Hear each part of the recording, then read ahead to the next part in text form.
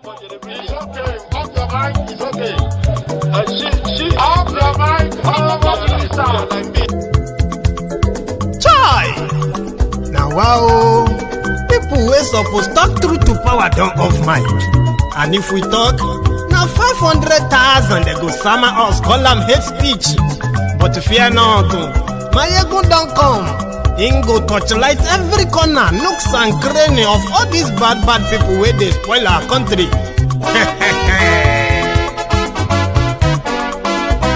So my people make we laugh, oh, yo yo. Maiyegun don't come, oh, yo yo. My people make we shout, oh, yo yo. Maiyegun don't come, oh, yo yo. Maiyegun don't come, man of the masses, oh, yo yo. Maiyegun don't come, oh, yo yo. Maiyegun Diary Politico, yo yo. Maiyegun don't come, oh, yo yo. This one not the off in mind, oh, yo yo. Maiyegun don't come, oh, yo yo. Can in the touchlight every corner, oh, yo yo. Maiyegun don't come, oh, yo yo. Okay, some people be they holla say they want the power. Chai, them be promise us say we go get light and power. Nah. Them hustle so they can't get the power. But now they know they do anything with the power. Sure. Every day, dollar just they get the higher power over Naira. See them talk say make we off mind. But thank God say Maiyegun don't come. So my people make you laugh, oh, yo yo. Maiyegun don't come, oh, yo yo. My people make we shout, oh, yo yo. Maiyegun don't come, oh, yo yo. Maiyegun don't come, man of the masses, oh, yo yo. Maiyegun don't come, oh, yo yo. Maiyegun Diary Politico, oh, yo yo. Maiyegun don't come, oh, yo yo. This one not they off in mind, oh, yo yo. Maiyegun don't come, oh, yo yo. Person where they do evil, no one make person talk. Them say that Maiyegun, that man too they talk. He too they talk. Say Maiyegun Diary, he they hot like pepper. But every day then they take money in bulk. Poor man picking, they the street they hawk. Still them talk say make we no talk. But thank God say Maiyegun don't come. So my people make you laugh, oh yo yo. Maiyegun don't come, oh yo yo. My people make you shout, oh yo yo. Maiyegun don't come, oh yo yo. Maiyegun don't come.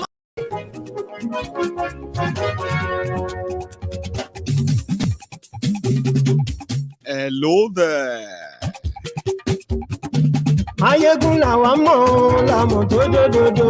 Maiyegun Diary, Maiyegun number one.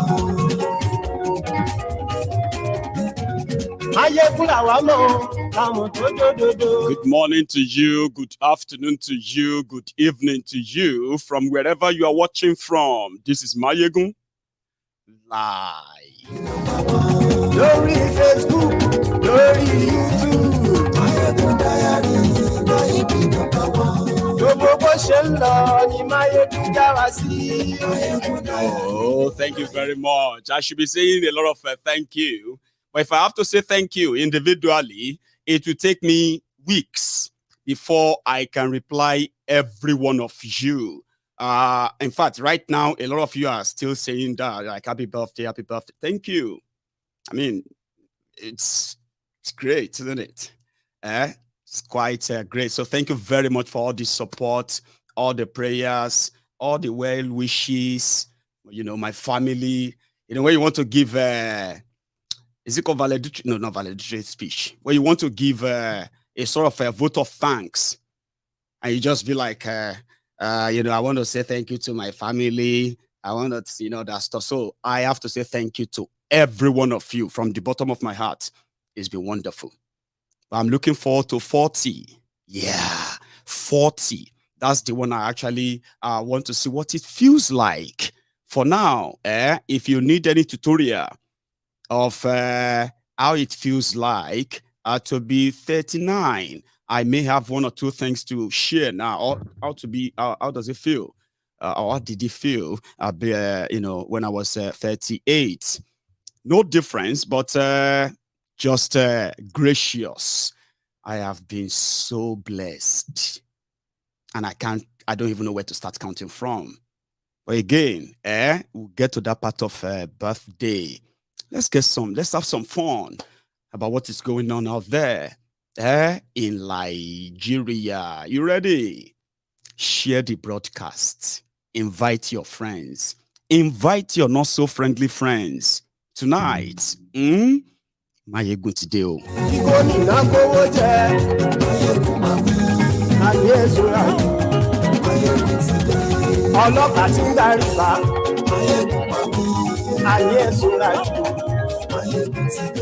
Aṣòfin tí ń rúfin òwò ayé ẹ̀sùnra jù òkúra olóṣèlú ayé ẹ̀sùnra jù ọ̀jẹ̀lú ẹ̀sùnra jù ayé ẹ̀sùnra jù.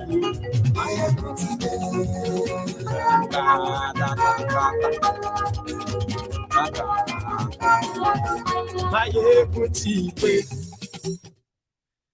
Yes. Thank you very much for joining me tonight. Let's take our stories as they come. Let's start first with what happened in Kano today. Ladies and gentlemen, today wouldn't even have make much kind of a sense politically apart from Maiyegun's birthday. Yeah, Maiyegun's day. And I just discovered as well that I actually shared the same birthday with a lot of people. So if today is your birthday, from me and from all of us to all of you who share the same birthday with me, happy birthday to you. And let's wish ourselves the longest of the longest life in peace and then in good health. Well, if you have good health, you've got peace, or you should. So I wish you all the best in your future endeavors. Happy birthday. But in Kano today, Buhari was in town. But let's roll it back a bit to a few days ago. Yeah, few days ago, Tinubu raised the alarm that there is an attempt to sabotage his victory. You know, Kolu is like a waiting president. He sees himself as somebody who is waiting. Obalola, you understand what they say? Obalola, prince, the prince. Here you get. So I'm going to be king tomorrow. But things are not as they seem out there. They've got enough money to mobilize crowd, to pay people and all of that stuff, to put up all those charade that you are seeing. All of that are just like formalities. You know, formalities like, so that they won't say we didn't campaign now. We were everywhere now. Did I not go to this or that or that? Did I not go? Even though he is meant to be telling you the things written in his own manifesto, the book they said you should go and download and read. But let's be honest, 100% of the time that you have listened to Tinubu at any campaign rally, could you at least be honest? Have you ever seen him campaign based on his own manifesto, something you can go and read? No. But well, that's a story for another time. So he raised the alarm that, all this I am doing, they are trying to sabotage it. That's why you have no fuel. That is why now they are ordering the currency. They want to stop me. They want to make you to hate APC. But nobody's supposed to like APC anyway. Here you get. Again, that's a story for another time. When he raised the alarm, that didn't go down well with Buhari. So they quickly put 3 governors together and a few other people to go and beg Buhari in Daura. Sorry, I didn't mean it that way. Didn't mean to say that. But it's not you. I'm talking about other people. And see, to be honest, I have dementia. See, I'm telling you this coded conversation when Tinubu was in Daura. And obviously, it was like, yeah, I know you have dementia, but you shouldn't have said that, like, publicly. So he left. But something else happened. Gandola, the Babariga mobile banking CEO of Kano. You remember him? Okay, hang on. In case if you have forgotten him, that's him. Babariga, mobile banking CEO, Gandola, sent a message. Why? Because Emefiole came out and said, there is no going back. We are not going back. 31st of January, nothing. Now, Gandola told Buhari, if that is your final answer, is that your final answer? I say, yeah. Is that your final answer? Yeah. If that is your final answer, no come Kano. Security report we have from Kano is that they don't even want APC anymore, especially you. But that sounded like a joke and a threat. Here you get. Then 24 hours after that, Emefiole retracted the statement he made 24 hours earlier. We are going to give an extension of 10 days. We hope that is enough for them now. All these powerful people, we won't just spoil things. Because according to them, some of the APC governors, they have met. And in their conclusion, do you know what they concluded on? Emefiole. This is funny, Abi. It's going to sound funny, by the way, but listen. The APC governors met on this issue of money, old money, new money. And they concluded that Emefiole intentionally, dubiously misled Buhari to agree on that policy of changing money and implementing withdrawal limits and all these things that are going on right now. They convinced themselves that Emefiole misled Buhari. It's not Buhari's fault at all. And why did Emefiole do it? This one is going to sound more funnier. That's their conclusion. They said, because he's an Igbo man from Delta State. And he's doing it because it's part of the grand conspiracy to make Peter Obi president of Nigeria. Have you heard that yet? Or you haven't? Don't worry. Immediately after that meeting, they made Gandola to make a statement that no Kano. So Emefiole is about to be thrown under the bus. And Buhari, blameless. Emefiole, if Buhari is insisting, they went to him and he said, no going back. No, going to do it. No, there's no changing. No, I told him to. That's it. So they left Buhari and they are about to sacrifice Emefiole. I don't know how long it's going to take. The 10 days they got, that was when Gandola now sent another follow-up message. Okay, Sai Baba, the Sai Barbarians are fine now. You can now come to Kano. But at the end of the day, it looked like a setup. Because in that same Kano state today, they stoned Buhari. This convoy had to run to escape the scene. Buhari himself, with the bulletproof car and almost 300 300 vehicles, abi 500 in it, everybody ran away from the scene. They had to airlift Buhari out of the scene to safety. Meanwhile, he was in Kano to commission some project of Gandola and the rest. So what happened? What changed? I don't know. But did that happen? Did that actually happen? Yes, it happened. And I'll show you. I'll show you. And I'll show you a few other things too. The thing here is this. The center can no longer hold.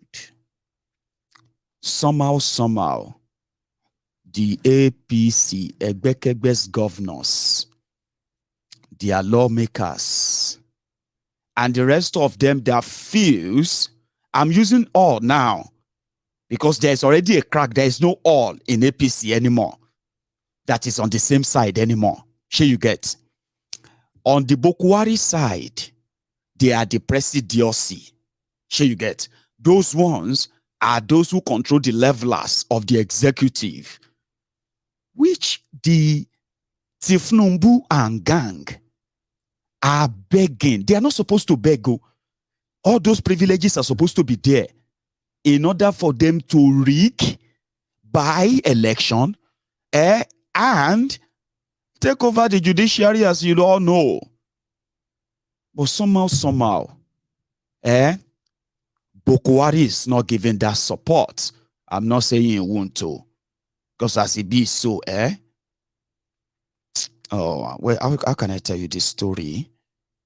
Okay, I'm going to share that with you when I believe it's actually adequate to key it into what I'm sharing with you tonight. There is not just one crack. There are cracks within the APC, just like the same crack that you saw within the people destroying people in 2014, 2015, and the years leading to that. Right? They need something that could make them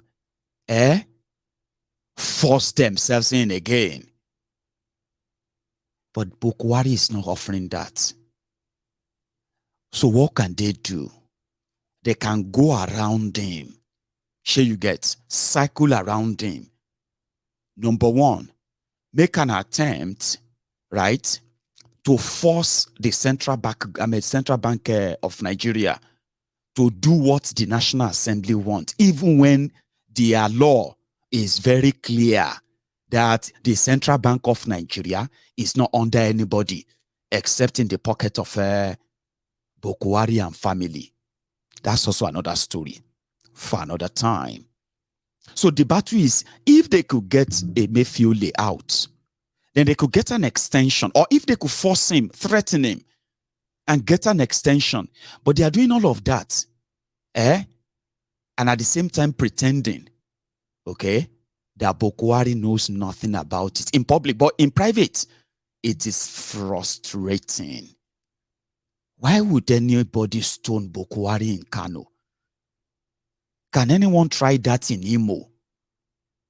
I mean, youth, confidently, grouped together with all of the atrocities, the injustice, the killings that Buhari, the Nigerian army, the Igbo politicians, and the rest of all those who have committed the genocide in Eastern Nigeria and perfected the cover-up for it.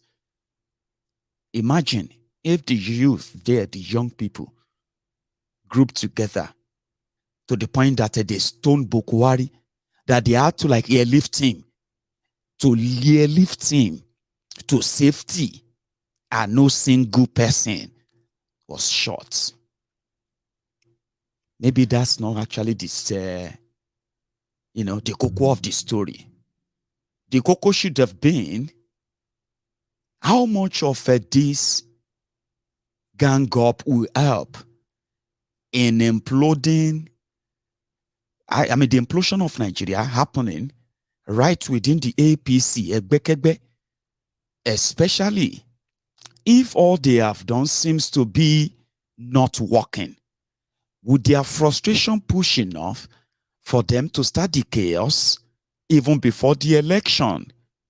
All of these questions should be answered from some of the clips you are going to see in these broadcasts tonight. But let's start with this. Going to Kano, where Buhari was invited. This one seems to be like no sound, but just look around. This is what they were. I mean, Buhari was supposed to be doing when he was in Kano. Let's start with this one. Before that, I told you that Gandola came out and he said, since Buhari has now extended the money swap by 10 days, he is now welcome to Kano. This was last night. Gandola, ladies and gentlemen. I have led a powerful delegation from Kano State on the issue of a new Naira notes. And we have seen Mr. President. We have laid the complaint of the Kano people, and we are very, very happy. He explained to us, and also he assured us that the time is extended and the quantity of Naira, new Naira, the quantity will increase so that the suffering of the people will be reduced. We informed him that Kano is the most populous state in the federation and also the commercial nerve center of the northern part of Nigeria, second to Lagos. But in terms of cash transaction, Kano is much higher than Lagos because Lagos has gone far in terms of cashless society, cashless transaction. But Kano State being comparatively, a rural place, so to say, still we have 24 local government without banks. But we are happy that the time has been extended and also the quantum of the Naira notes will be increased. So we are so grateful to Mr. President for this efforts. We are very much ready to receive him. And we have a lot for him to commission, including federal government projects, but mostly state government projects, and they are state of the art. So there's Gandola in Daura yesterday, after being assured that Emefiole would announce an extension. But that's all they could get. They are looking for an extension till July 31st. No, sorry, June. Now, here is another confusion, right? They went to their National Assembly and they were debating it. So they said, no, we are asking the Central Bank of Nigeria to increase, to postpone or extend the Naira swap to June 31st. And people were like, why are they in a rush? Because they are frustrated and they are desperate. If there was no election, all these guys are never going to raise any wimp about you not seeing new notes, about you having to go and buy new notes. They won't care because they will get what they want. Whatever any new note that is available, as they are arriving from central bank, they will be delivered to different government houses. But they can tell you, 24 local government, no bank.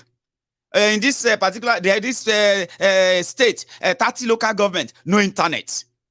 And they are proud to say all of that, and it's going to remain like that for years to come because the resources to be invested in real infrastructure are ending in the private pockets of a mobile banker like that man who you just listened to. Gandola,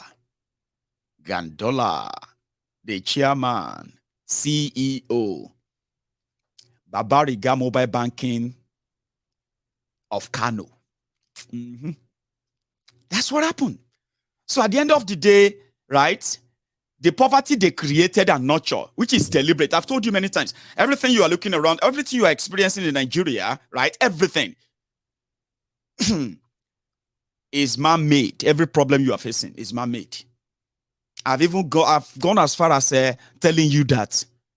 But what about spiritual problems? I said, you see, majority of what you call spiritual problems, they are the aftermath or the repercussion of the economic, what do you call it? The economic policies of these criminals. If you don't get a job and you are hungry, your house rent is due.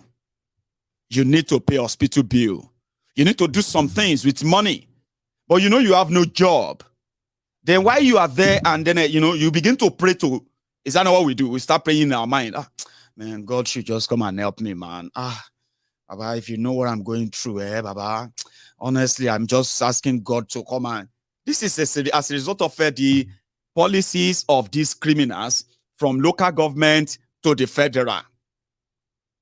Then from there, they say, revival. 7 days revival of breakthrough. Great job. Financial breakthrough.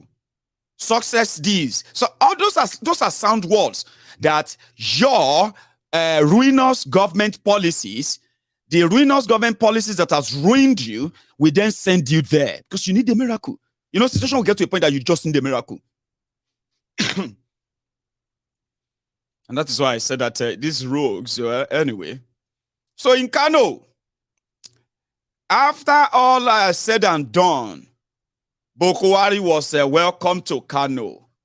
But right there, from the airport to a place, first things went well. Something like this. Oh yeah, move scissors, tape. Bring scissors, bring tape. This one went well.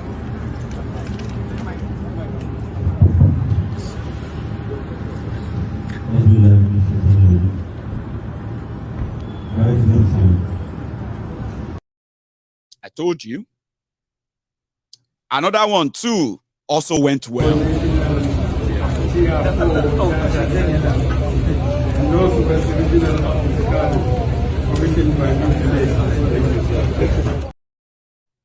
Alhamdulillah. Alhamdulillah. Alhamdulillah, Rabbil Alamin. Meanwhile, as they are saying Alhamdulillah, Alhamdulillah, Rabbil Alamin, they had to go to another location. Kalu, help me. Alhamdulillah. Alhamdulillah. Alhamdulillah. Alhamdulillah. Alhamdulillah Rabbil Alamin. Alhamdulillah Rabbil Alhamdulillah. Alhamdulillah. Alhamdulillah. Alhamdulillah. Alhamdulillah Rabbil Alamin. Alhamdulillah Rabbil. Because it went well. Until they got to another location. This time around, it was, I think it was a bridge that he had to commission, a new bridge or a new road that links to a bridge or anyway. Now there wahala starts. Alabamuza, Bama yi, kilo day now, kilo day, what's happen now? Bas goes. Baba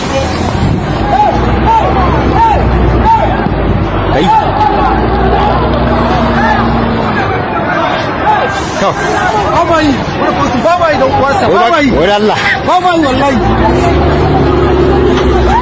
Ai,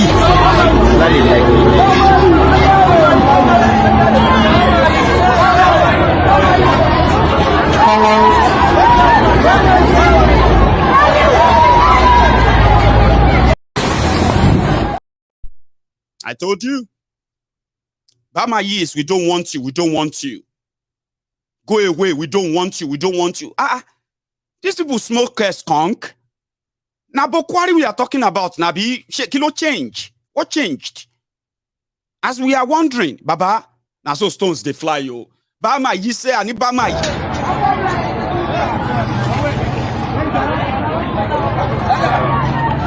Wala nga karbi mutum ba ruwan mu ina daga nan ba inda zan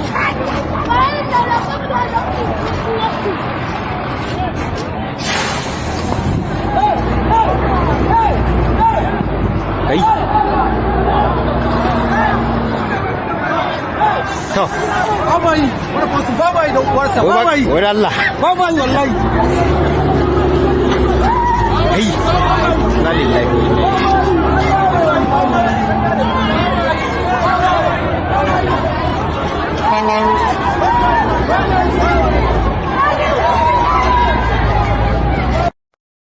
Do you hear that one?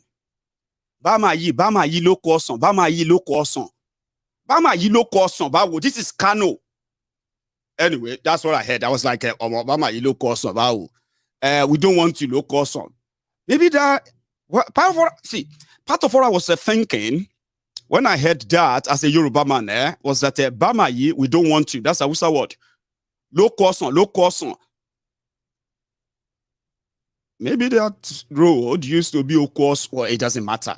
Doesn't even make any sense. But it's a different language. Ahmed will likely come back to tell us. Now, it got so bad. And they had to hurriedly take Buhari out. You know, I did tell you that this is not trying to, you know what I mean, like make a fun of your faith, though. Right? But if you look at it very well, to everyone who has been to Mecca to perform Hajj, there is a part of that, what do you call it, that pilgrimage where you have to pick up 7 stones. to stone Shaitan. Here you get, you stone Shaitan and you pray. You stone and you pray. You stone and you pray until you stone the seventh one. In Nigeria, thieves, they are sponsoring people that they have deliberately made poor economically. They are sponsoring them to go to that Mecca, to go and pray for a better country, safe country, jobs, and less corrupt country. So me, I have advised many times, all of you, whether you spend your own money or now them send you, no waste all the stone. Or better still, after you take that your seventh stone and you pray, do your thing, I beg steal one stone, one. Here you get, steal one and bring it, take it back to Nigeria. The Shaitan that you are stoning in Mecca, there are real Shaitans in Nigeria.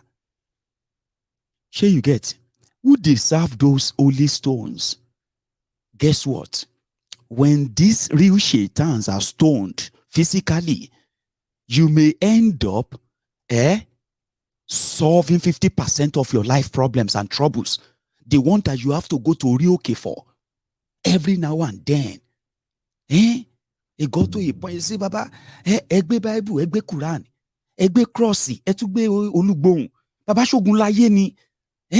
You carry Bible, you carry Quran, you still carry cross, and there you are. You have your tesbah on your neck. Olugbon is under your agbada. Baba say this word na war ni. If they never tell you this, na Nigeria. See, majority of what you pray for, hard, fast and pray for, they are like common things that should normally come to you, especially as hardworking as many of you are.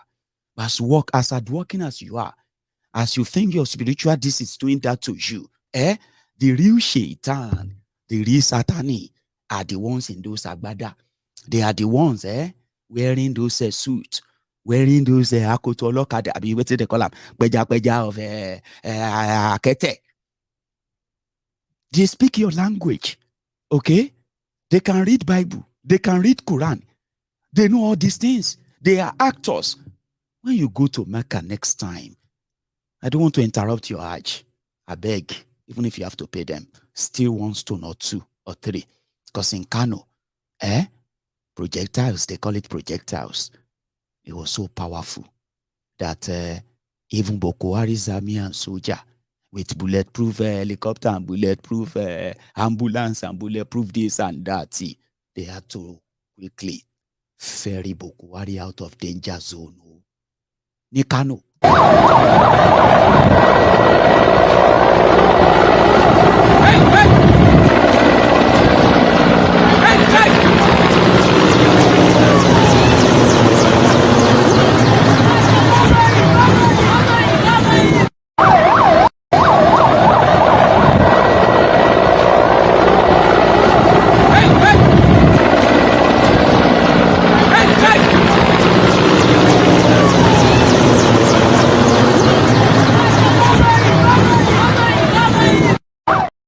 Do you see that?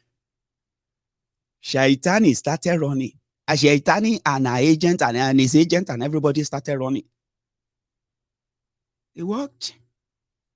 Even though I don't recommend that too. I'm not going to encourage you. If you have your own stone, anywhere you get them from, if you make them only stones. Are you with me? Now Yoruba land they talk am. There is a particular for Ayajo. These guys were hauling projectiles at helicopter. But they are lucky because it seems that that's one of the things that makes them special anyway. On Yawirigon. Can you imagine for helicopter? Lọ́jọ́ birthday Maiyegun. Iwo mo ko wa significant. Wo side yi. Ga jihar Kano jama'a sai cire duwatsu ake ana ta jifan shugaban kasa Ango Hotoro daidai haɗe da jama'ar riba bazin.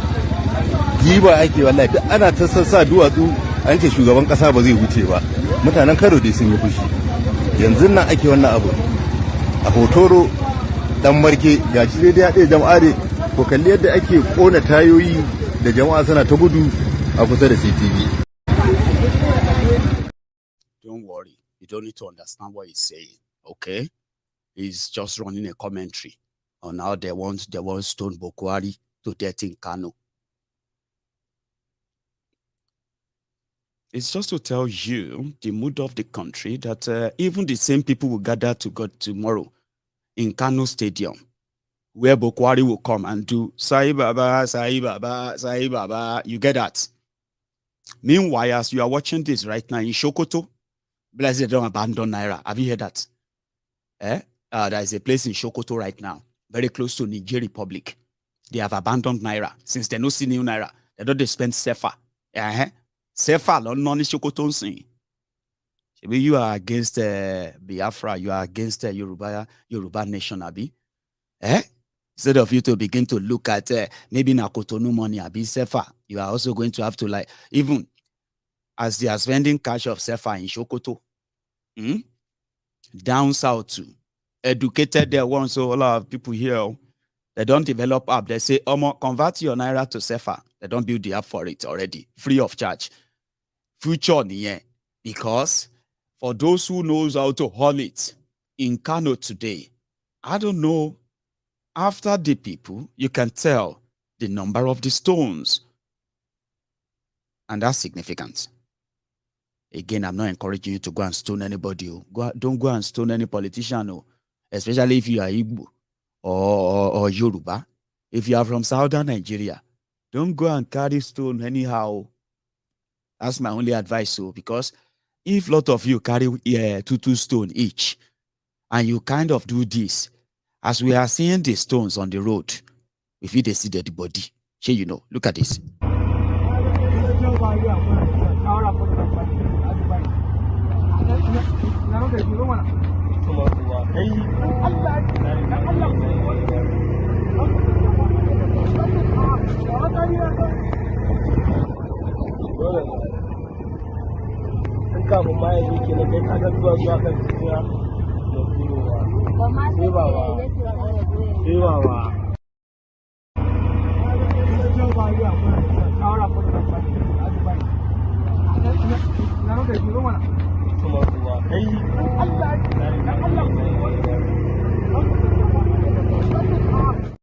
If you throw stone at them for weary, because Kano people, they throw stone.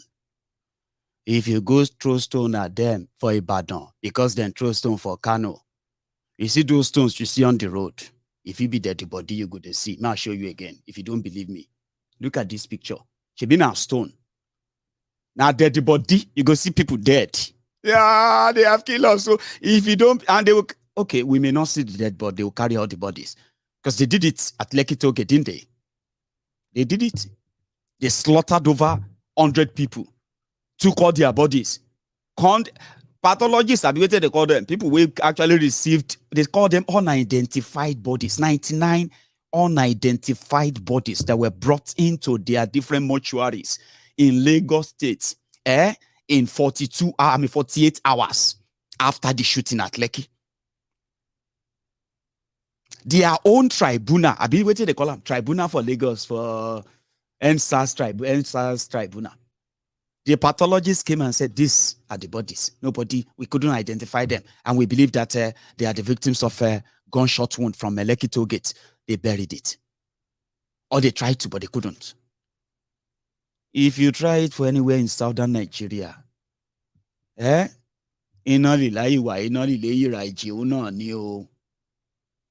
you are seeing stone, now human beings, you'll be seeing things to tell you Nigeria is not for you.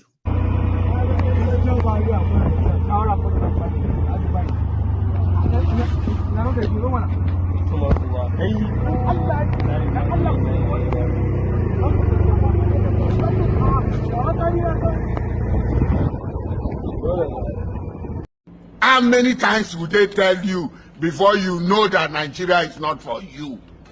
Now they never leave you. They have left you behind. Photo, not be juju be that. Sorry, oh. May God not allow them, make them kill you. Amen. So the same rejected APC in Kano is bragging that Gandola is going to deliver millions of votes for them from Kano. We are about to see how desperate it's going to get as you count the days before the election. Maybe it is not just a Naira note extension you are going to ask for. You are still going to get election postponement because these guys, things are about to get hot and red. I'm going to take you to Edo, by the way. Latu Arunok Saithi. I don't know if I pronounced that right. Thank you very much for your birthday wish. And at the same time, amen to that prayer. Thank you so much, everybody still saying happy birthday, happy birthday. I like that. Thank you. I mean, it's wonderful, I have to say. But let's focus on what we are actually talking about tonight. This time around, I picked up some few statements from some rare places. Well, not rare, but here we are. This is social media. Things that are now contributing to the spread of information beyond where the conventional media in Nigeria can actually reach. At the same time, it's been a medium of spreading misinformation, fake news, and on and on. But the advantage, I'm talking about the real information, the real one that has been like kind of revolutionizing the mind, especially of the young people in Nigeria, the real information of fake news. Government of Nigeria, which happened to be the major sponsor, financier, and the heaviest mobilizer of a fake news. But despite all of that, social media has managed to liberate the mind of the young people that their own kind of revolutionary mind is so far different from some of us, especially me, my generation. Let me tell you something. In 1999, I was just about 20 years old. No joke. Really? I'm 39 today. And in 1999 January, I was 20 years. How? No. Okay. That's not right, by the way. I wasn't 20 years. I was just 16 years old boy. However, as a 16-year-old boy, a teenager, today, 23 years after that, I am now an adult. I'm now a baba, an old man. So as an old man, that last 23 years, we have seen a new generation of young Nigerians, home and abroad. They are not just smart, they are politically conscious. Now, being politically conscious is not enough. They have now grown to a stage. Listen, Nigeria democracy is 23 years. These young children of, some of them, they didn't exist as of January 1999, when I was a 16-year-old boy, a teenager. Some of you watching me right now, they never born you then. Not some of you anyway. Well, some of you. Depends on your age. Because 23 years. How many of you know Rinu? Did you know Rinu? That young girl. Or young lady, rather. Rinu Oduala. You know Rinu? She's 23 years. She's 23 years old young woman.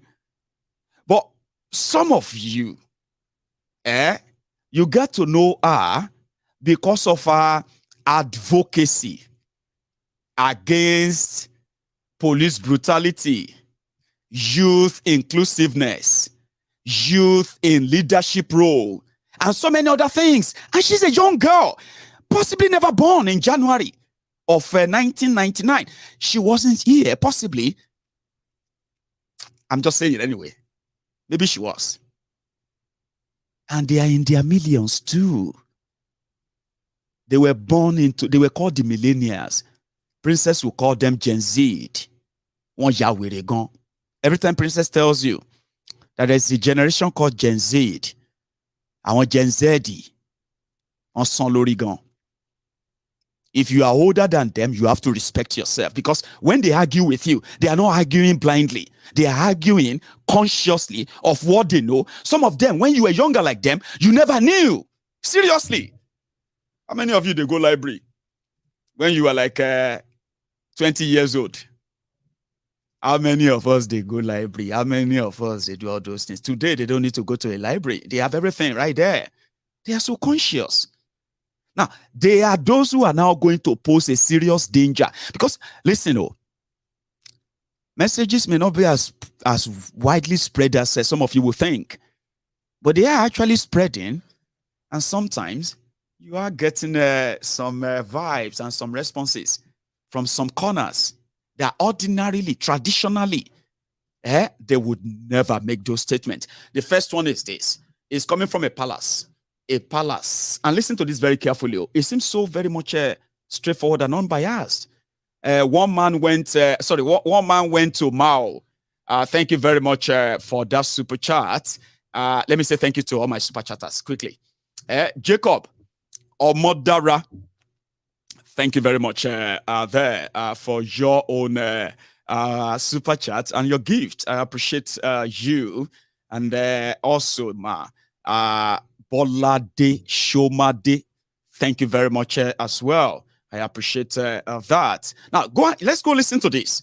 It's not much, okay? Because before I take you to Edo, Bini, here you get, and it is coming from a palace in Jigawa. Sabri. So those who go to politics must understand that you cannot live the truth. We have the laws of God in the Quran and the Bible. We have the Constitution of Nigeria. We have the party constitution. Go and see what is going on. The politicians are not obeying any. They are not obeying the law of God.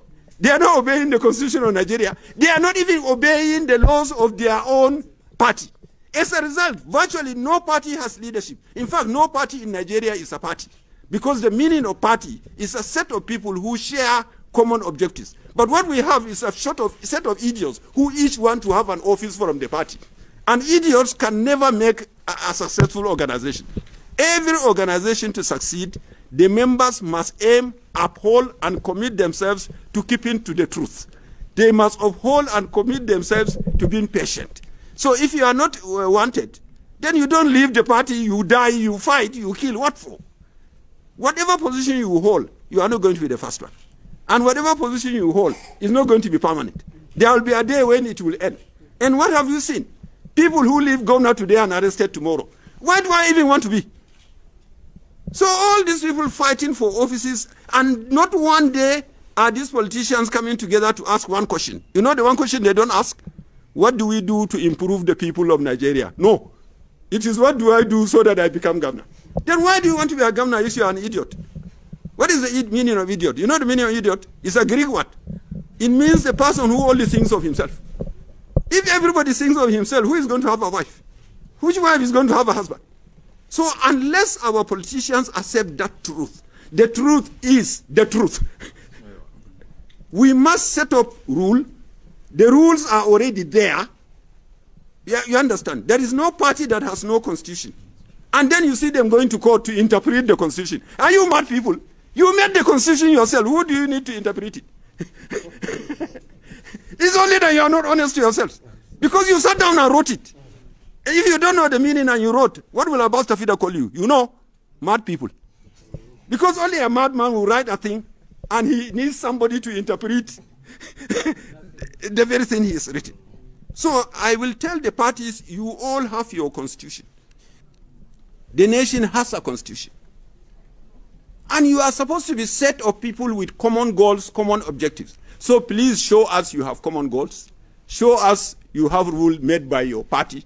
Show us you have respect for the Constitution of Nigeria. Do not transfer the election to the courts.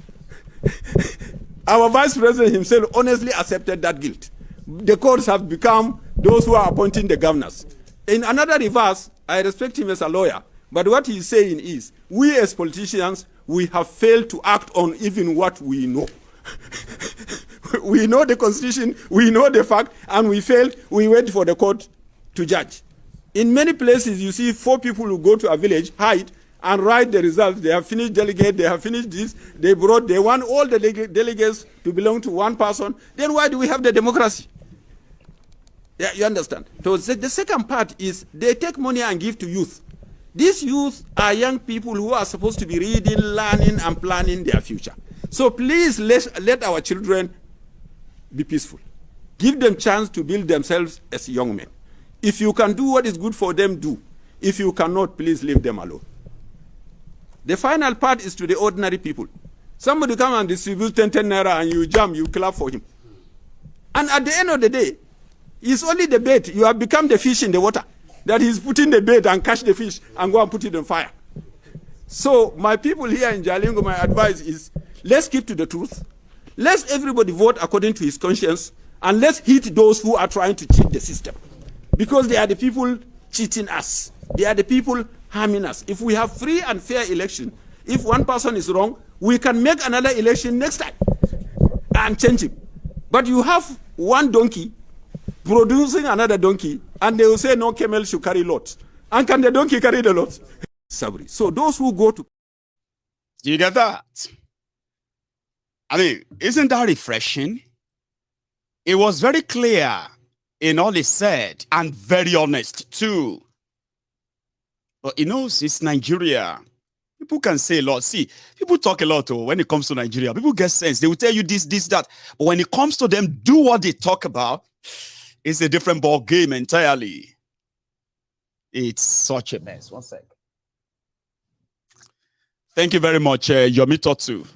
Thank you. Happy birthday to me, and I appreciate everyone in this instance. Desmond Unwadike. Thank you very much as well. And I think I am getting some other messages which I can use this medium to quickly announce. Prayer docents. Mommy, thank you. I just received a message from you on PayPal.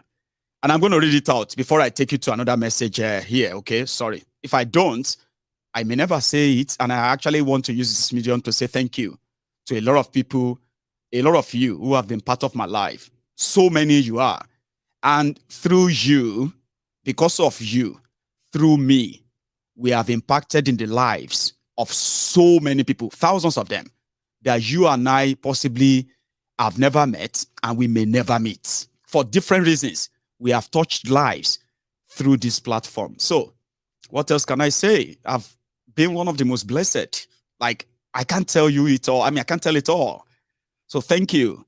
So, prayer docent. Now, this is your message. Maiyegun, prayer docent neo, omolojo bi ijo kon o shewere ko oda porin leleyi. Prayer docent, omolojo ibi ijo kon o shewere ko da wa lohun. Thank you, ma. May the Lord continue to bless you, keep you, and draw you closer to him in Jesus' name. Amen. Congratulations on seeing another year. Many more to come by God's grace. We love you. I love you too, ma. Thank you. And that is a message that came with £100. Thank you. That's £100 there from a prayer docent as a birthday gift for me. Thank you. So tomorrow I'm going to do giveaway. Trust me, I'm going to find a time. I'm going to do giveaway to my other friends that I believe that I can also pass it forward to you too. Sure you get? Why not? I mean, I was reading a message somewhere today. Let me tell you something. I was reading a message somewhere today where somebody put up a post talking about how much I was so supportive of his dream, this or that, all this support, financial, this or that, right? Then somebody, I was reading comments under there, and somebody came and he said, no, he's a very good guy. No, that Maiyegun is a very good guy. You won't believe that my wife, he transferred 10,000 naira to the bank, to the account of my wife during the COVID-19 lockdown. I've forgotten that. So talking about touching lives, using this platform with other people, I've got great people with good minds on MaiyegunsDiary, Politico, very good people. And I don't take advantage of them at all, right? If I ask for something, they do. If I ask them to do something, they will do it for me. So during the lockdown, I've forgotten that we actually raised money to help over 400 people at the time, different times during the COVID. I've forgotten. So somebody said, oh, he gave my wife a 10,000 naira during the COVID lockdown. That guy is a good guy. And I'm a good guy. Sure you get. I'm as straightforward as you get it. Some said I don't have respect. But I said, listen, I respect everyone. But I don't respect criminals. I don't respect people that intentionally hurt us. These politicians intentionally hurt us. And they also turn around they expect us to praise them in return. And that's not good for us. Look at lives being ruined. Futures being destroyed. They don't care. Here you get. Instead of young people to be walking around of building their own future life, why the country continue to give them that opportunity? No, they are taking them away from you intentionally, making you suffer for things that you don't have to suffer for. All these are intentional, and so when I have good people around to say, respect them, why would I respect people who are intentionally criminal? Because they are Yoruba, or because they are Hausa or Fulani, or because they are Christian, or mostly because they are old? Come on. Those theories no longer work. And I'm glad, talking about the Gen Z, they don't give a damn anymore. And you are going to see more of them in the years to come. And I just hope that a lot of you will be able to cope with them. They will sound that they are disrespectful. They are not disrespectful. You have been disrespecting them since they were born. You were born into a place that doesn't give a damn about them. Now they are becoming conscious of that. And they're going to do it their way. One of their ways is disobedience you are seeing right now. If that didn't work, don't think they are going to go away. It's going to get brutal. It's going to get more serious. And I don't think you'll be able to curtail them or contain them far too long if things continue like this. So for posterity's sake, every one of them can go back and watch MaiyegunsDiary, Politico, and say, I remember that man when I was growing up. He used to tell us about everything, that these guys have nothing for us. Now I'm not going to listen. I'm going to fight for my future, or my children will have to suffer. So it's a shift that the criminals who have dug the pit, as long as they have not stopped digging, here you get, it is eventually going to consume everyone. And those who are going to bury all of us are this coming Gen Z. Like I said. Now here is another one from another cleric from northern Nigeria.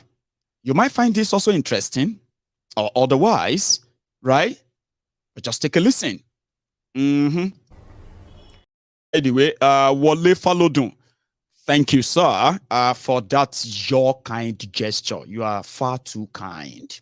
Thank you. So let's go listen to this.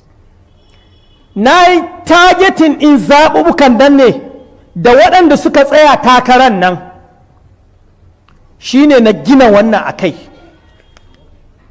Kuma abun mamaki masu ƙoƙarin tono wannan ɗalibai ne na ilimi masu ɗan kafarantar da jama'a a social media, ana ɗan bin su suke ƙoƙarin tono wannan su nuna ƙabilar arewa ita tafi daraja da ƙima sama da ƙabilu na kudu, musamman ma yarbawa inda shi Tinubu ya fito. Wannan abun ɗalibai na ilimi sun san da waɗannan hadisan, sun san da illolin da wannan abun zai haifar, sun san bala'in nan da annabi ya binne ya take shi. Wallahi tono shi suke, suna ƙoƙari su yaɗa shi a cikin al'umma. Saboda zaɓe yanzu ya fuskanto, kamar yadda nake ga muku da'iman in na tsaya a gabanku, ni iyana ba su taɓa yin wani abu na shugabanci ba, mu a daji muka tashi, ƙungurmin daji cikin tsaunuka, kiwo kawai muka sani na dabbobi, kiwo kai muka sani na dabbobi. Babu wani nawa na jini da ya taɓa yin shugabanci, ballantana a ce akwai wani. Na yi targeting in zaɓuɓɓukan nan ne da waɗanda suka tsaya takaran nan, shine na gina wannan a kai. Kuma abun mamaki, masu ƙoƙarin tono wannan ɗalibai ne na ilimi masu ɗan kafarantar da jama'a a social media, ana ɗan bin su. Su suke ƙoƙarin tono wannan, su nuna ƙabilar arewa ita tafi daraja da ƙima sama da ƙabilu na kudu, musamman ma yarbawa inda shi Tinubu ya fito. Wannan abun ɗalibai na ilimi sun san da waɗannan hadisan, sun san da illolin da wannan abun zai haifar, sun san bala'in nan da annabi ya binne ya take shi. Wallahi tono shi suke, suna ƙoƙari su yaɗa shi a cikin al'umma, saboda zaɓe yanzu ya fuskanto. Kamar yadda nake ga muku da'iman in na tsaya a gabanku, ni iyana ba su. Do you know what he's talking about? You don't.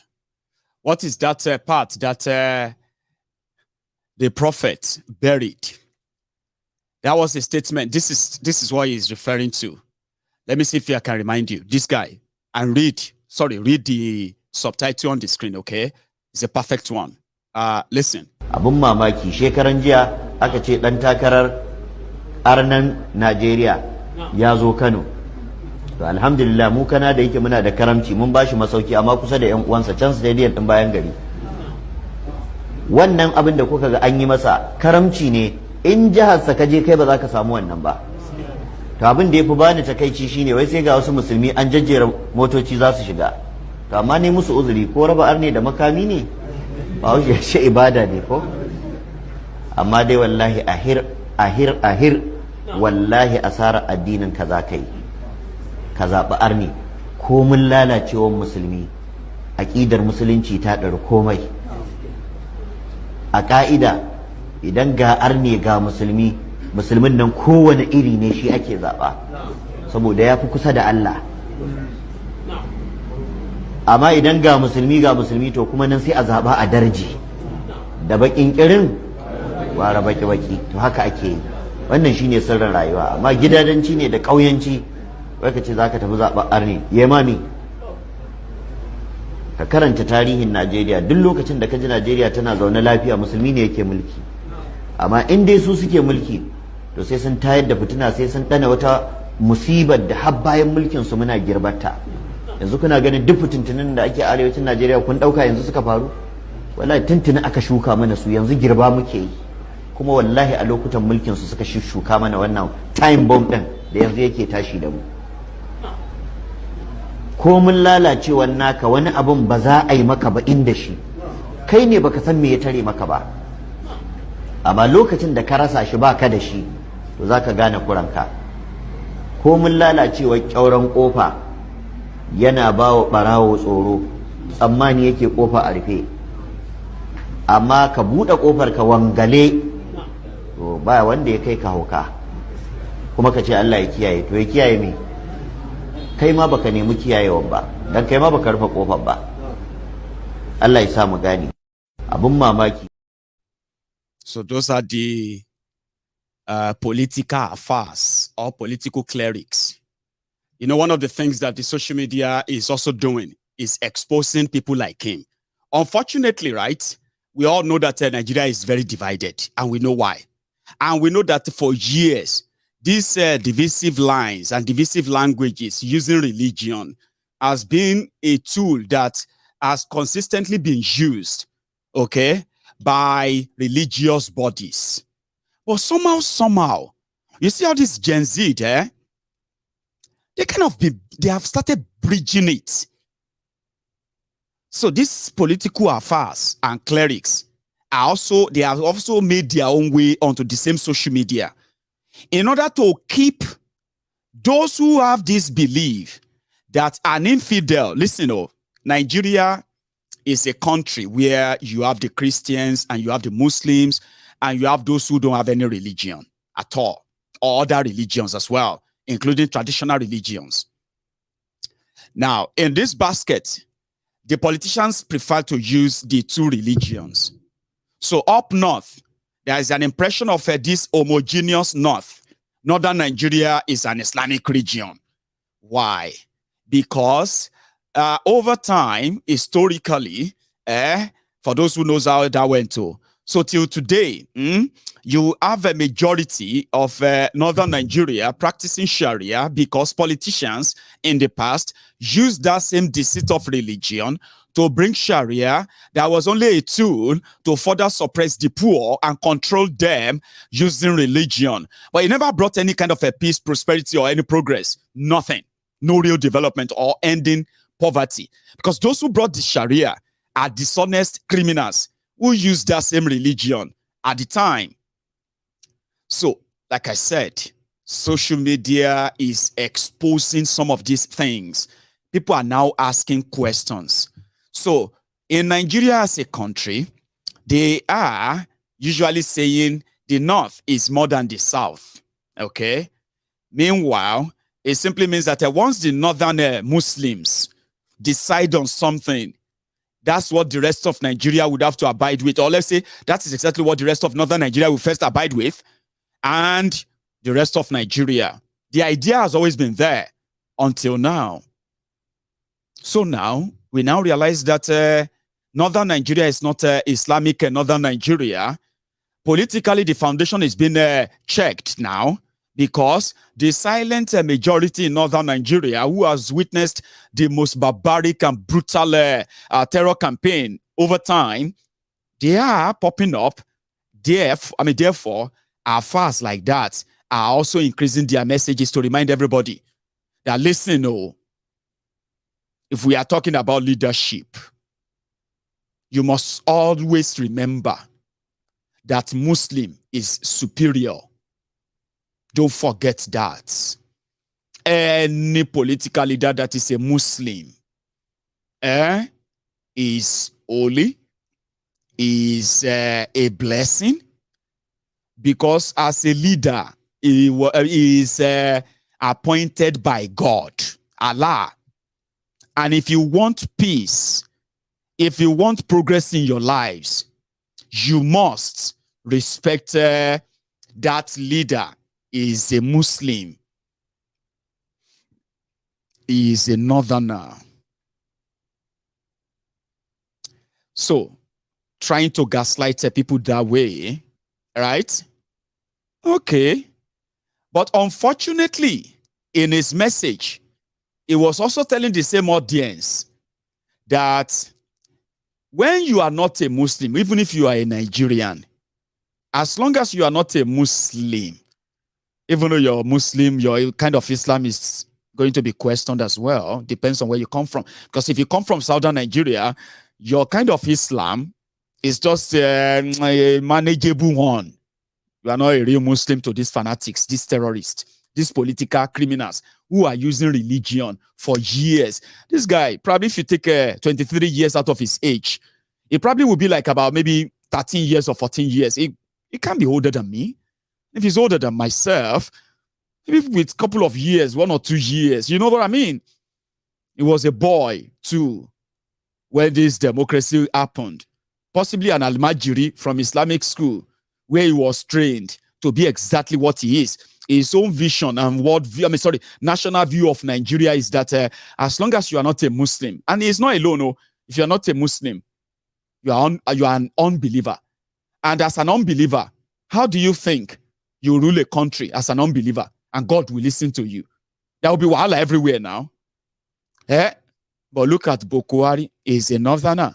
He is a Muslim. He's a friend to the royal family in Saudi. He goes there all the time. He takes pictures there, raising his hand, asking Allah for help and all that. But you cannot mock God, as people say. You can't mock God. These are criminals.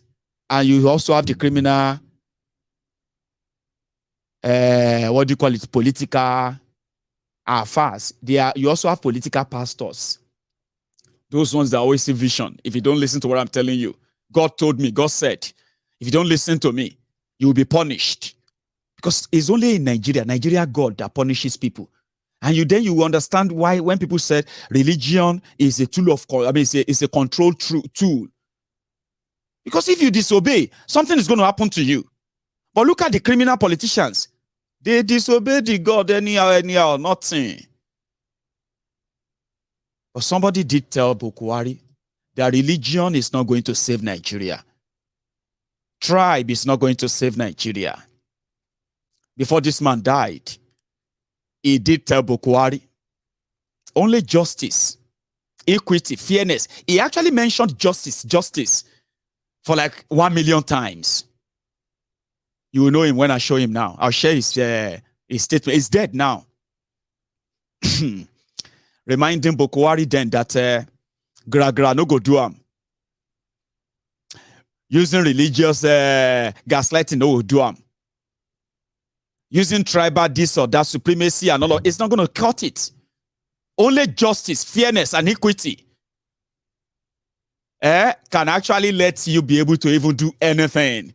Once there is no peace, there is no development.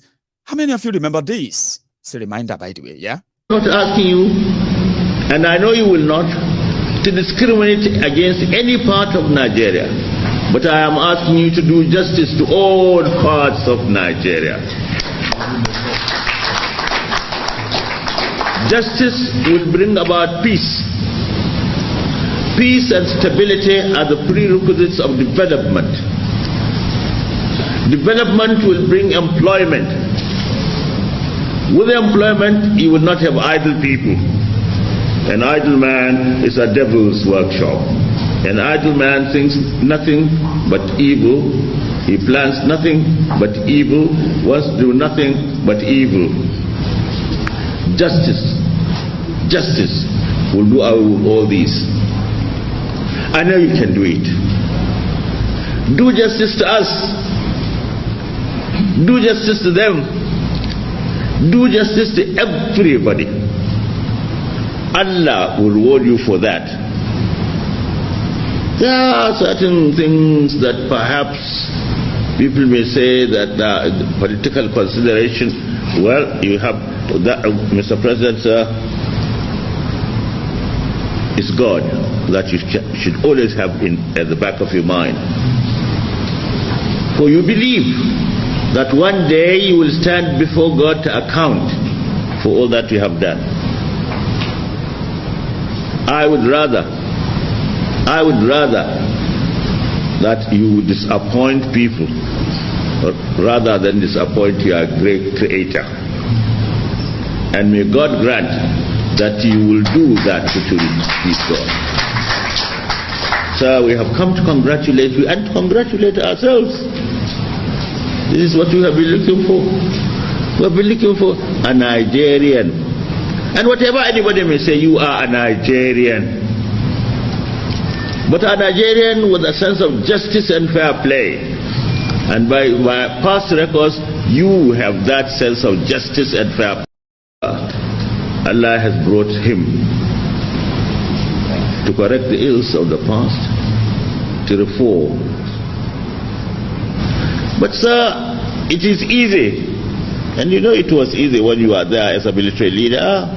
But what made it easy? Justice.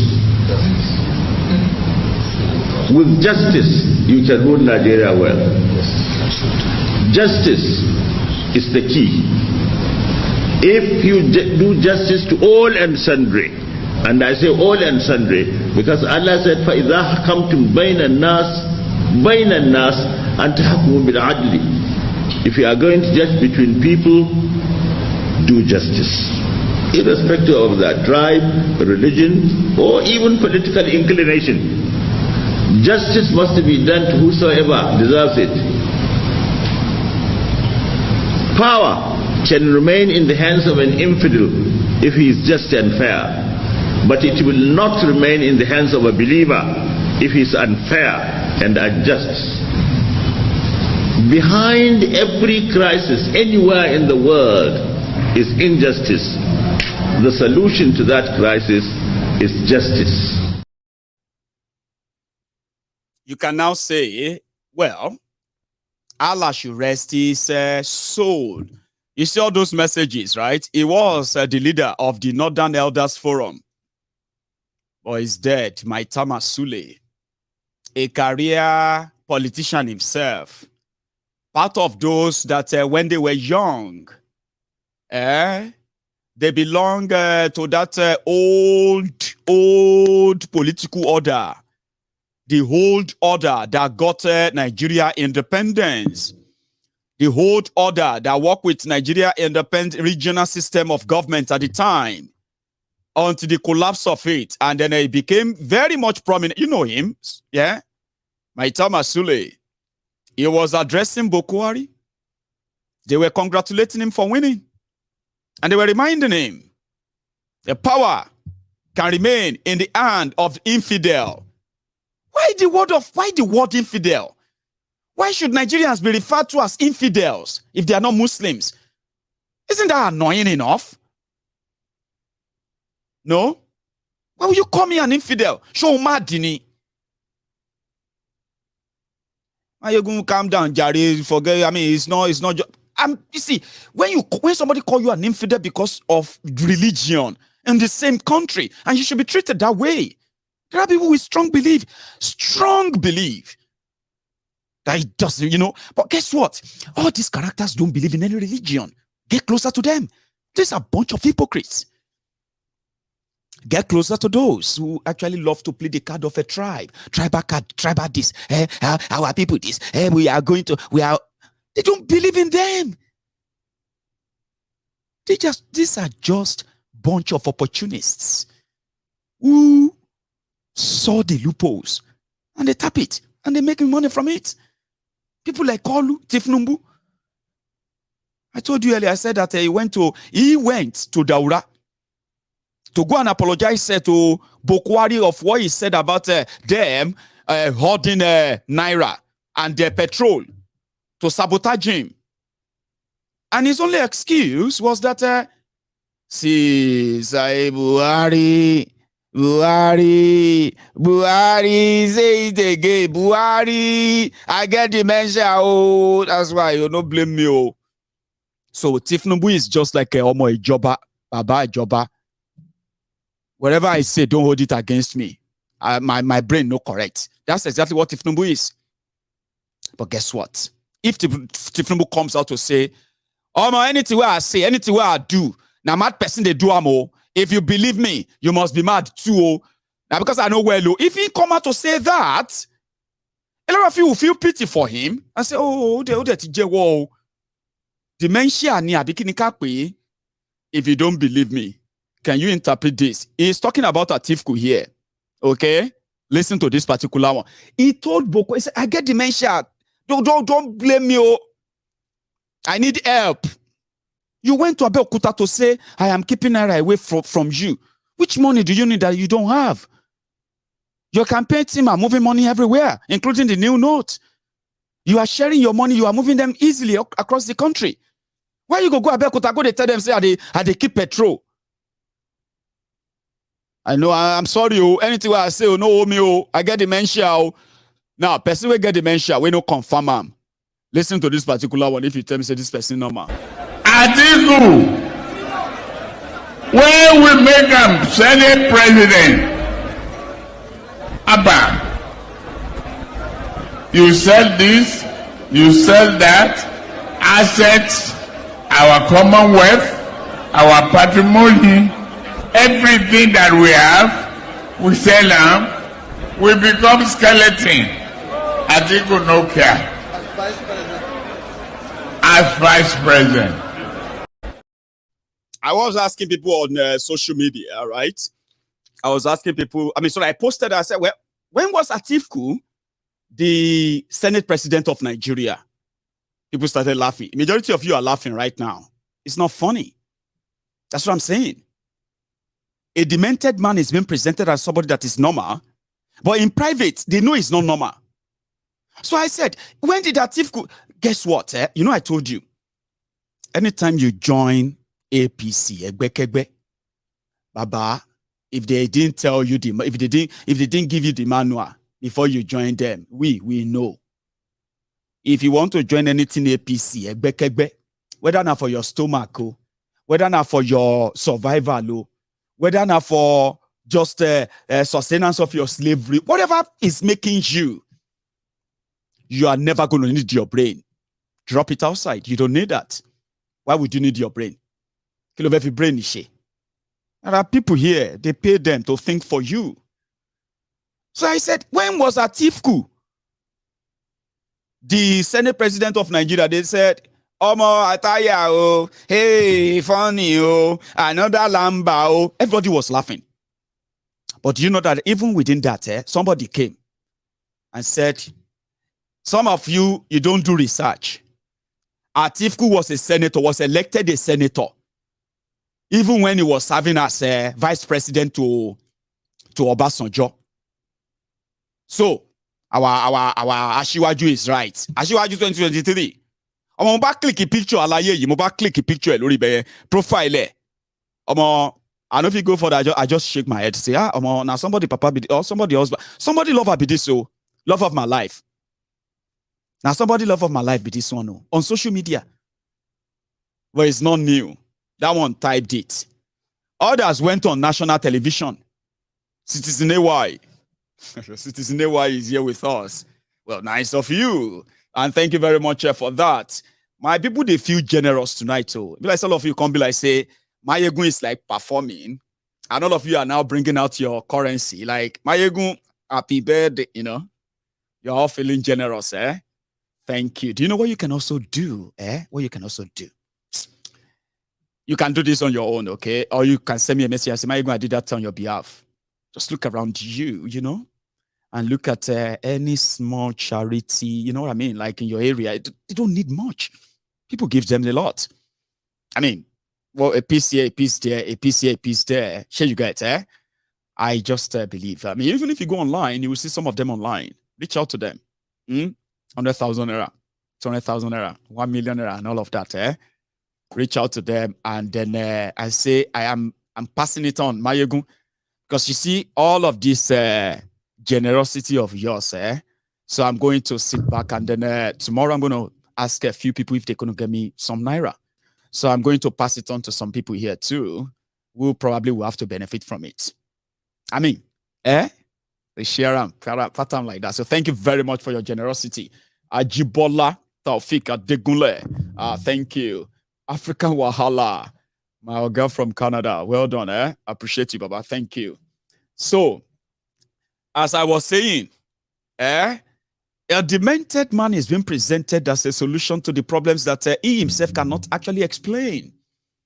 No wonder, few years back, after change dole, after next devil, Baba, I don't know if this guy actually made it to the destination, but I'm going to take you to Edo after this, where Kolu was telling people about his manifesto. Should I tell you? No, I won't tell you yet. This. I really want to show my disappointment for this present government, APC. As you can see, this is the casket of APC on my head. So I'm very, very angry. The youth of this country are very, very angry. We are very, very disappointed with this present government. But sir, where exactly are you trekking from? I'm trekking from here to Abuja, where I'm going to deposit this in the mortuary. This is the body of APC, as you can see. So I'm going to deposit it in the mortuary. How long will this take you? I don't know, maybe 20 or 18 days, like that. What are your health conditions at the moment? No, I'm very, very okay. Because there was time I learned, where I read it on news when some people were saying I was sick during the first trekking. I wasn't sick. I was okay, very, very okay. There's nothing wrong with me. As you can see, and I'm embarking on another trekking. So this is not your first time of traveling, of walking from Lagos? Yes. I trekked during the Buhari victory. So campaign for him? No, we all tried to celebrate the victory. Okay. But because we thought we have a change in the government, but we are very, very disappointed. I know. So people actually said, that was the guy. That was the guy that trekked from Lagos to Abuja to meet Buhari when he won. Oh, my show. Such a waste of love. And the same Buhari, like you saw in Kano today, they had to smuggle him out like this. In that same, the same Buhari. Now they are cooking another one for you. Kolu. I'll take you to Edu after this again. Yeah, they stone.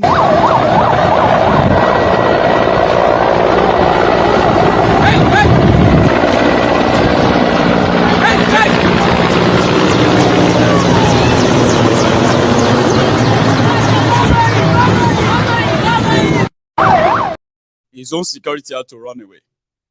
And they had to lift him away. I don't know if that guy made it to his destination, because around that time, the Aura Secret Service, DSS, they were already running mad. If you see anything anyhow, Baba, you go see anyhow. You remember that time? So that's why I'm saying that. I mean, that's why I said that I'm not sure if he made it to the destination. But that happened. Justice. Nnamdi Kanu won in court. You see, sometimes, that's why sometimes I am so opposed to your hypocrisy. Some of you who are saying that you agree that there is no justice in Nigeria, there is no fairness, there is nepotism, there is no equality, there is no this or that. But all of you, when they watch me here, you read the headline where the court in Nigeria, after all of the hide and seek from Buhari and Malamu, the attorney general of the Fulani Republic of Nigeria. Remember that. And some of you are still keeping mute today. The day the rumor came out that, the day that judgment came, that Nnamdi Kanu have no case to answer in Nigeria, some of you, you were shocked. And you started wishing that Buhari must not release him. As long as some of you are condemning APC, Egbekegbe with Maiyegun this evening, or as always, check your conscience. How did you react when the court said Nnamdi Kanu must be freed? They didn't say free him. They said Nigeria must go and get a private jet, wash arm, clean arm, fumigate the everything. Nnamdi Kanu's lawyers and his safety officers, they will go into the place, check him that is very, very okay. Then Nigeria will now package 21 billion naira, which is the money he has already won against Nigeria in the last few years.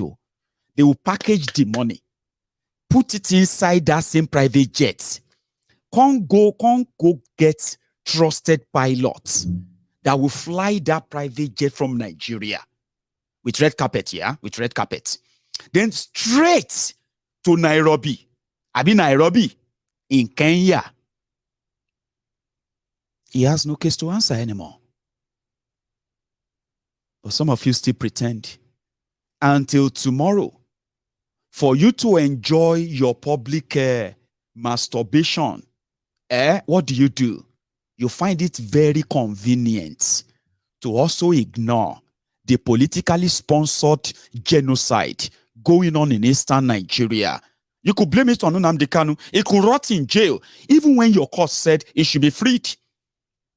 Buhari and Malamu, they locked him up till now, torturing him.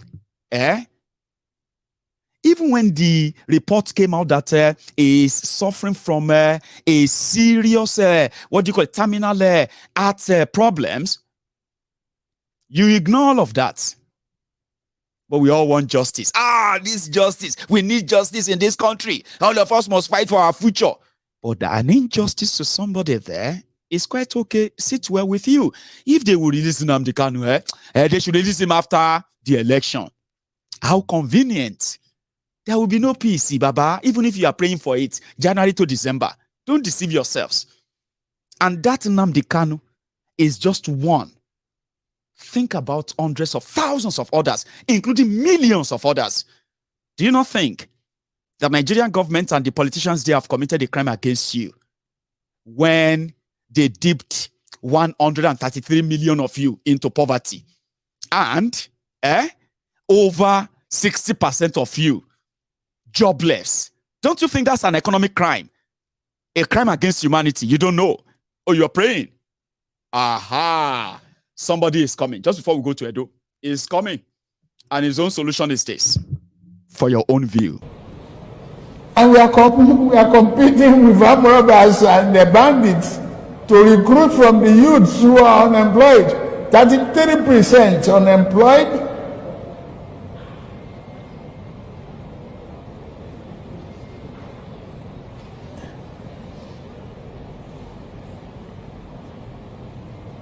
Recruit 50 million youths into the army and the other thing.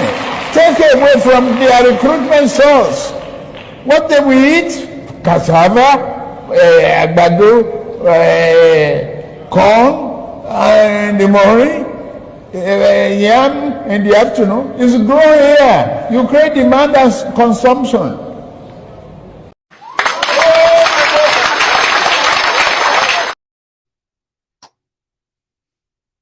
I mean, no be somebody, Papa, or love of my life, said that a bullion vans, 2 bullion vans, they missed road.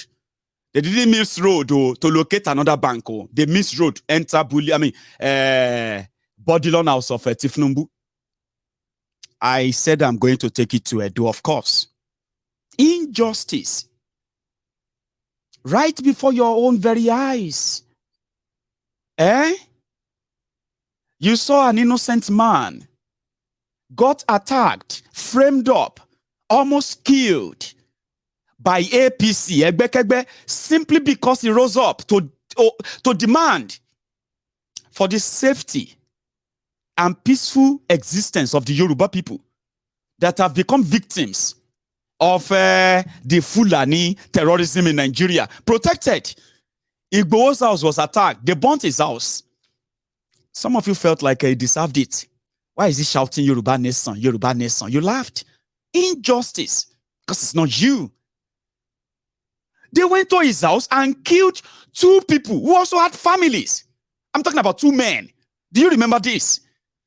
How enraged were you, if I may ask? Hey, if you are for Yoruba Nation, you stay away. I'm not talking to you. I'm talking to the Nigerians who have experienced the venom of APC, Egbekegbe's injustice.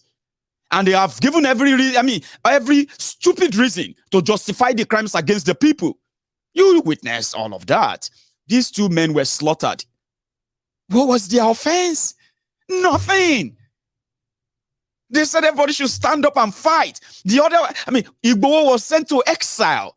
A lot of you don't want him to come back. How is that justice? How do you build a country like that? That's exactly what Nigeria represents. Injustice Enterprises Limited. Joseph Akiola, thank you. I told you, my friends are feeling generous tonight, which is quite interesting. Thank you. I have Adeola Shoti Menyi. Thank you. And I also have Mayowa. Beautiful. Thank you. They are so generous tonight. And I so much appreciate this. Not just the money, but the effort. Like you are watching a YouTube video, right? Okay, it's Maiyegun. It's not just any YouTube video, okay? Maiyegun. Then you got to a stage whereby you had to go in and bring out your card, bank card, and say, no, I'm gonna give him $1. No, I'm gonna give him £10. No, I'm gonna give him £100. Like, really? That's something. So thank you. I do appreciate every penny. In fact, the gesture.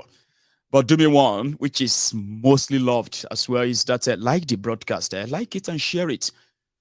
I didn't want to make it a hard one. I just want to make it I want to make you enjoy it enough that it is conversational enough, okay? People have shown me so much love. You have no idea. I have been so loved and appreciated. And I wish I could be having my birthday every few months, like. But anyway, one of ancestor gene made me this lovely image, right? Baba, I appreciate you sincerely. Sitting back, making a design that sort of depicts what we all know here. Baba Gio, General Overseer of the Temple of Truth. All of these efforts, because I love Maiyegun. I love Maiyegun. Everywhere. So it means a lot. And I'm not taking them for granted, okay? So in the next few days, it's going to be about our, we're going to touch 10,000 lives of 10,000 children's lives in Yoruba land. I can't wait for that. That's another beautiful thing that we have done on this platform, because we don't just talk. We act too. Anyway, let's go to Edo, where Kalu entertained the people of Benin, right? Not just that, he also threw few jives. For those who can decode, he threw few jives at Buhari again. But guess something, the rest is just clowning. Let's laugh, let's relax your muzzle. Let's laugh a bit before we call it a night. And then I'm going to take calls, okay? And say, hi, thank you, Maiyegun. I appreciate you. So let's go to Edo, which happened 2 days ago. He was addressing some of the APC people in Edo. He's not talking about his manifesto. It's just the same Bala, Bulu, Bulubala, Bulaba, and the rest. If you want to laugh, this is it. Grandpa Kalu in Edo.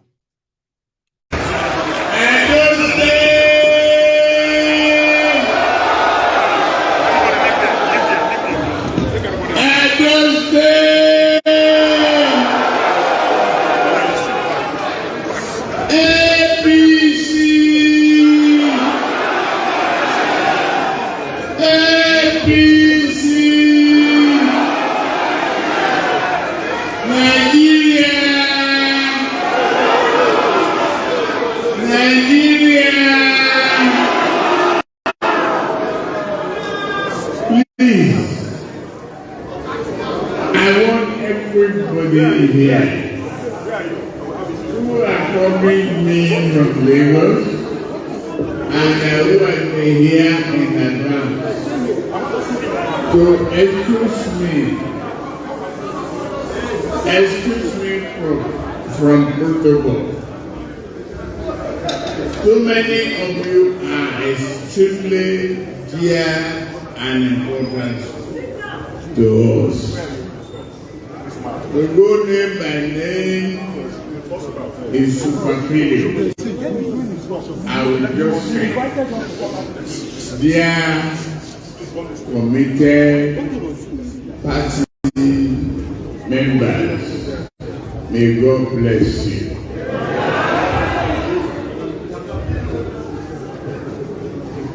Single out the great Nigerian youths. The great Nigerian youth,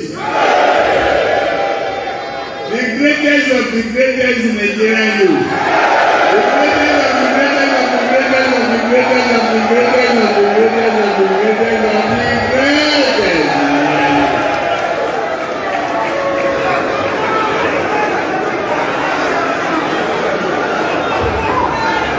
I apologize for keeping you waiting. But you see your mother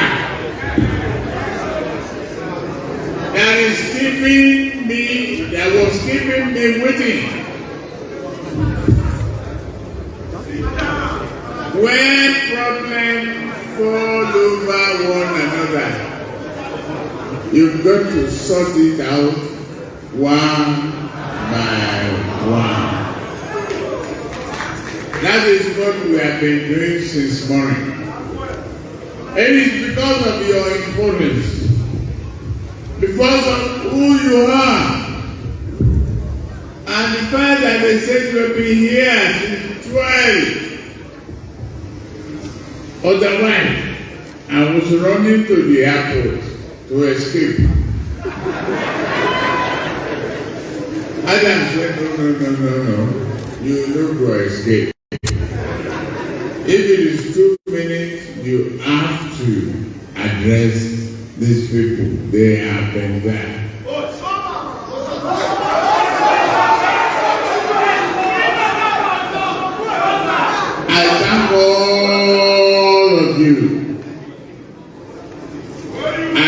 thank you. But there is not something that we have to address. Unity in our party. Let me first of all commend the victim 14 of our people that they refused to swear be sworn in and they didn't allow to say it. God will always stand by you all. I stand before you committed to your cause. We will not let you down.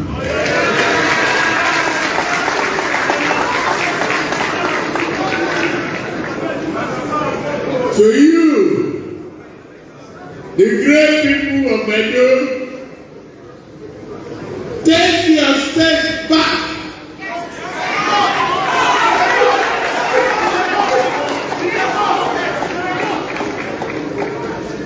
Whatever it will take, let us first of all forge unity. Let us pave the way where they say there is no way. Find the road where they say there is no road. Let us join your hand.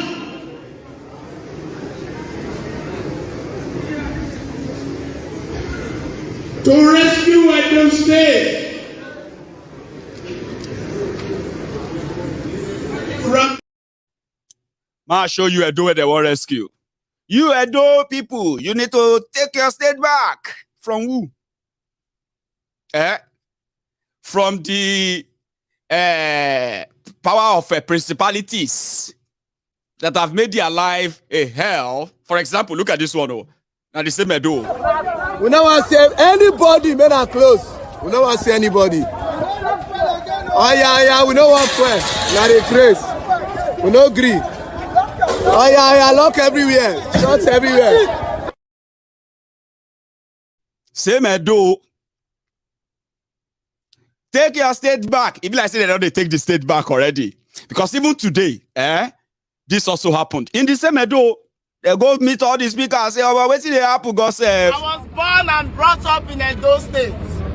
The current hunger in Edo State have never been recorded. Yesterday at Amagba, broad daylight robbery. People know they wait for night again. I will say it without fear or favor that we are aware that fuel is allocated to you people. Una know they stay queue now one and don't know our pain. Yes, Mr. Speaker, I am a proud protester because it is said and it is now the modus operandi that we don't protest, we will not eat. We will not have peace. It is only in those states that fear is being sold for 600 naira. And 750. And I bought 600 yesterday. And we don't know what the state assembly is doing. We don't know if they set up task force to checkmate this filling station.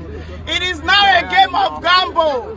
If one open the filling station, the other one go close. If it's set finish, the other one go start. I came outside 3 o'clock to queue.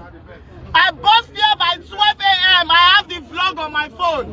Mr. Speaker, if something is not done today, by tomorrow we will come out naked. Yes. Those who know us know that we do not protest in vain. Yes. Mr. Speaker. My sister, stop there. I beg. No protest naked though. If they watch me, no triumph. No triumph. Because there are another problem we have to start. And I know what I'm talking about. I'm not trying to make you feel bad, okay? But no just triumph. Oh. Sure you get. Because as you they fight for fuel, some men sweating, Now beating that they beat themselves because of what do you call it? Because of no currency. At the ATM, no, that same filling station. Look at this.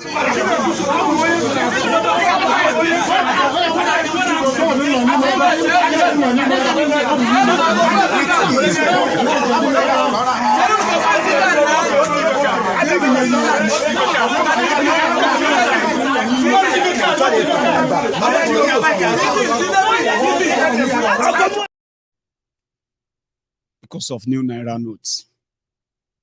And Emefiele is probably sitting down somewhere laughing. Look at them. Look at them, grown-up men. They want to cash. They want to withdraw money from empty ATM. Look at them. They will soon beat themselves. Watch. Turn that CCTV camera. Turn it around so that I can see it properly. Oh, I mean, grown-up men. Look at them. They're fighting for new Naira. Person one withdraw 200 Naira. Person one withdraw 1,000 Naira. The one will withdraw 5,000. They are beating them. Look at them. I'm money no dey the machine.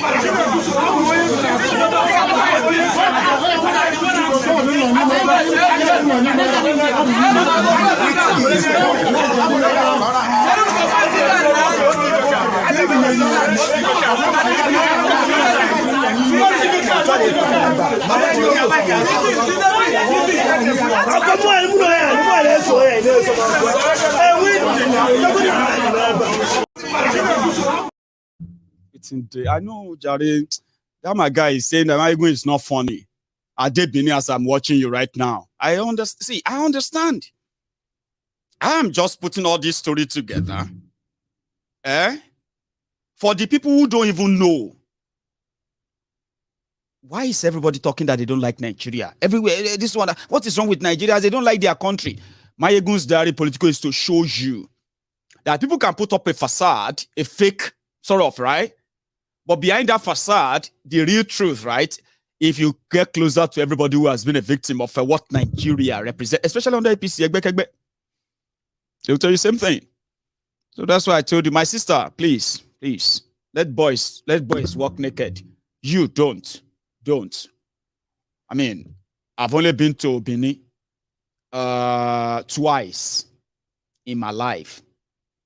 The first time with the past Benin, go Akwa Ibom, Eket, where they go dupe us because we won't become petroleum suppliers. Then dupe, no be me then dupe, but me I follow somebody, follow. At the end of the night, Eket police station, they won't take us, say, Omo, I don't know anything, I'll be agent, you be agent. You go and shalaye at Alagbon. You are from where? I'm from Ogun State, Ijebu, Odogbolu. You are from Ijebu? Anywhere will suit you. Come from Ijebu to come here. To come and then do pause. They lock us up. So no, now you will catch. Unfortunately, anyway, on our way back, because I had to call Ijebu around that time, that's when I actually believed that I'm actually an Ijebu person. Because I didn't do anything. I was a young man that he didn't tell me that Nigeria had no plan for me. Everything they told me when I was growing up in school was that I have to face my study. And I must come out in a flying colors so that I can get good grades and I gain admission and then I'll get good job and I'll get good life. They lied to me. So if you are a young person watching me right now, whatever they have told you in your secondary school, the one they are telling you right now in your university, oh, na lie. Here you get. None of them is going to prepare you for what is coming. So you go also, all those, everything, x plus y, bracket square root x plus z over s, all those things, they're not go buy you food, oh. They're not go pay your rent, oh. Seriously, oh. I found out so early. In my effort of trying to survive, elomu customer wa, elomu kini kowa, go and bring customer. Now so I follow person wey sabi customer. I say na customer wey they won't dupe, they say we will go bring. And waiting lead me to Eket police station. On my way back, when I call, I don't do anything, oh. They don't look us for Eket, oh. They say, don't worry. Now them go give you money where you go to, well, Ijebu. There's something about Ijebu that always kind of amazes me, right? They go kill us. So the second time I visited Edo was on our way back. Guess what? Now the people who hold us cause say, but we are just going to be punishing these guys. We can tell, right, that They have nothing to do with all of this. Omo, nobody you say me then shoot us right now. Say we must provide your 1.5 million naira. We will pay the fraudsters. Now everything don't change. I say because we don't. Because say, allow me make a call home. Say call your family because we go shoot you for Eket River. I say I beg no kill me.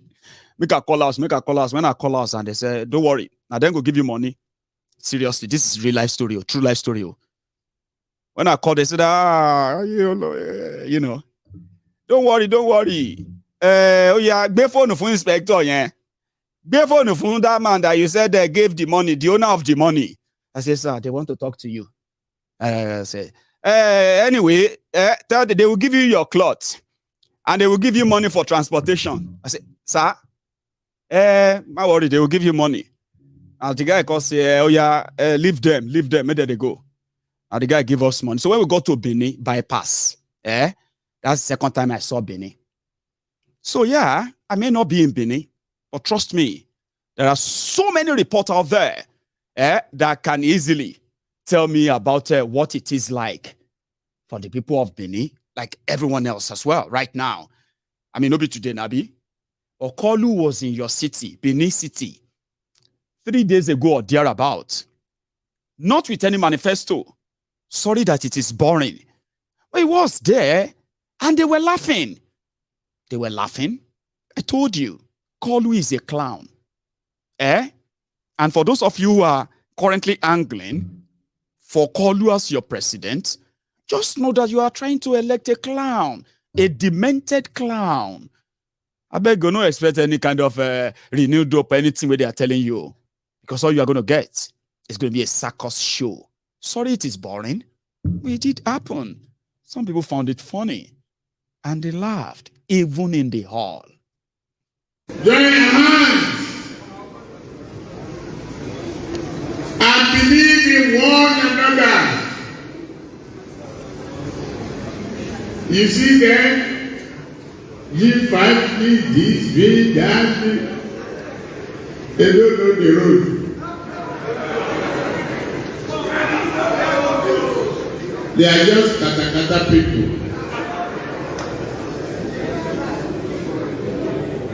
They say a custom officer, former, how did you make money? He said he was doing car business along with custom. Not knowing he doesn't understand the civil service rule. That the only thing a civil servant can do is agriculture. He doesn't know how to lie again. Except falsify lies upon lies. How can that man hold a very serious job for Nigeria? Like you heard from Adam, Oshibaba.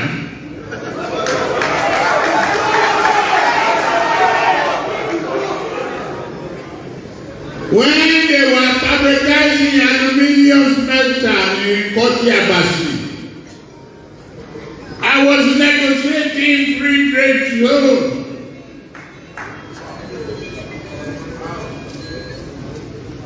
When, before they sell Niger, our cable manufacturing company is already ready to work. Today, their president then abandoned him in Singapore because he wanted me to sign rubbish contract. And I say, I am a city boy.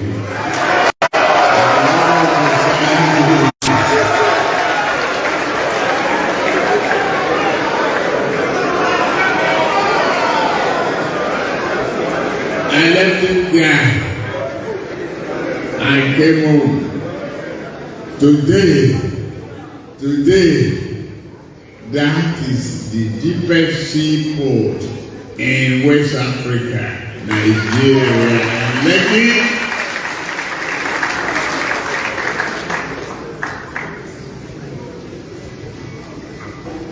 If you are a free trade zone where you can fabricate items, where you can develop fundraisers that will build things for you. I know Nigerians, you are sensible,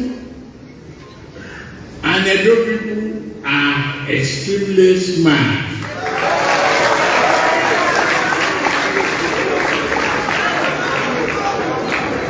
You can do the job. Count of me. At the federal level, I've been your listening president.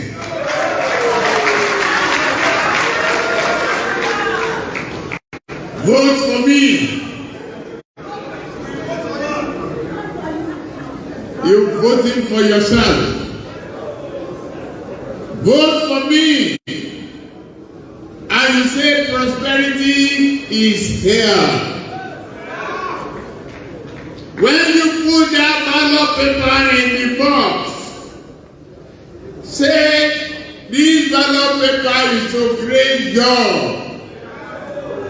We will create jobs for you.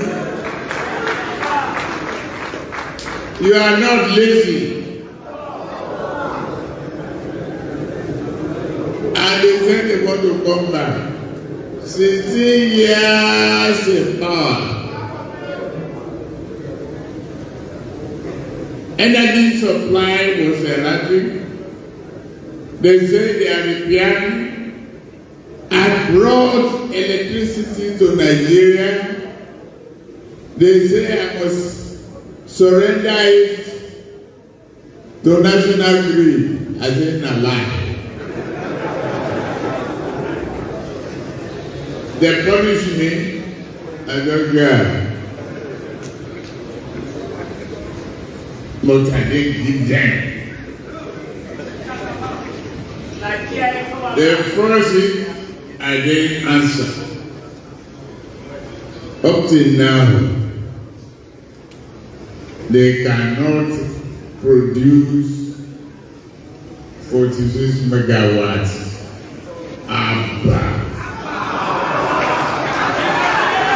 And they want to come back. They want to rule again. They think they are crayfish. They don't know that we are human beings, we are sensible. Only 8 years, we put railway lines there. Only railway lines, 8-9 years. Lekki Free Trade Zone is working within the period. Refinery is working, and will be producing for you.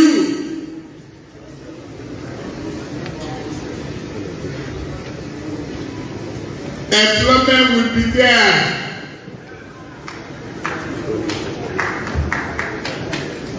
If you take a red line across to your water, you know how to travel to Lagos to clear your goods. I don't see a nation with this number of vehicles who are unable to produce brake pad, ordinary brake pad. Not to talk of muffler, exhaust pipe. Okay, fine. We are tired, Maiyegun. Somebody just said. I mean, Baba, laugh now. I understand that some of you who are watching him, you are feeling sorry too. Some of you are feeling sorry, like, oh, it's like a joke, it's a clown. No, instead of me watching this man and laughing, I would rather watch something else. I understand. I mean, that's humanity in you talking. It is also humanity, it is human in you, the humanity in you. Because you are human, that is cracking you up. That if this joke is confident enough and rich enough that he is going to be the president of, aspiring to be the president of Nigeria, well, that tells you the whole story that you need to know about Nigeria and the political space. So if you really want to feel sorry or pity, I think that should be the source of your pity, not this clown. Because somebody was asking, I beg, who is in power self? He's talking about PDP that couldn't generate 46 megawatts. But the same people that handed over 4,000 distributed megawatts and 7,000 generated. And throughout their time, I don't remember because I may have a short memory, or you can remind me. Until APC, Egbekegbe came, I actually never thought about anything called national grid. I mean, as much as I'm politically conscious for a very long time, right? I've read about national grid, and all of that stuff. But it was during the APC, Egbekegbe, that I realized that there is something called national grid. And it's so powerful that it actually shut down the entire electricity of 200 million people in a country like Nigeria. 16 times in 7 years. Scary, yeah? Imagine the national grid of the UK shut down. National grid. Imagine the whole UK for a few hours, dead, no light. You could just pick dead body everywhere, Abi. Of course, you could just be picking dead body. Some would die inside lift. Some would die in the emergency room. Some, you know what I mean? Like, but Nigerians are surviving. They are managing. They live through that 16 times. And the criminals who did all of that are saying, that's the confidence I'm talking about. So don't get bored. Just feel entertained. And if you probably don't, okay, maybe I should lighten up your mood. I know this may not lighten up your mood, okay? But I'm just going to try. Because there's still other part of that video I want you to see before I say good night tonight. And it is because some of you are not so comfortable at some point. That is why I have to shorten them. These are long clips. I said full speech. But you are not interested in listening to them. They are not speech. They are just clownness or clownery. Oh, yeah, lighten up. For those who are trying to learn this music, let's try it together again.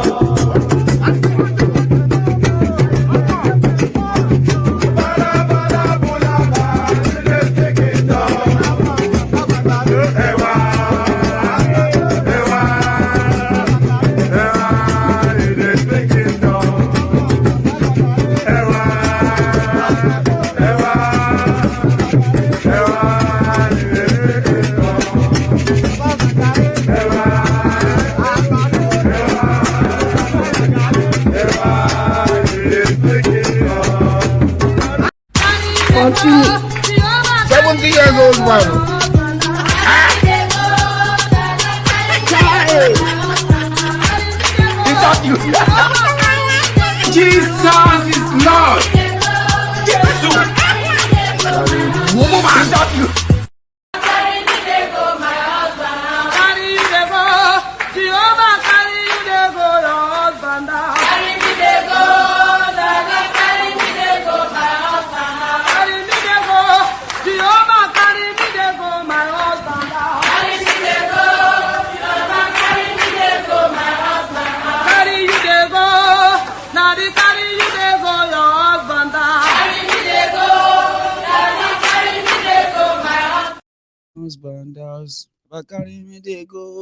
That's the song, The Obedient. They have mixed the song. Go.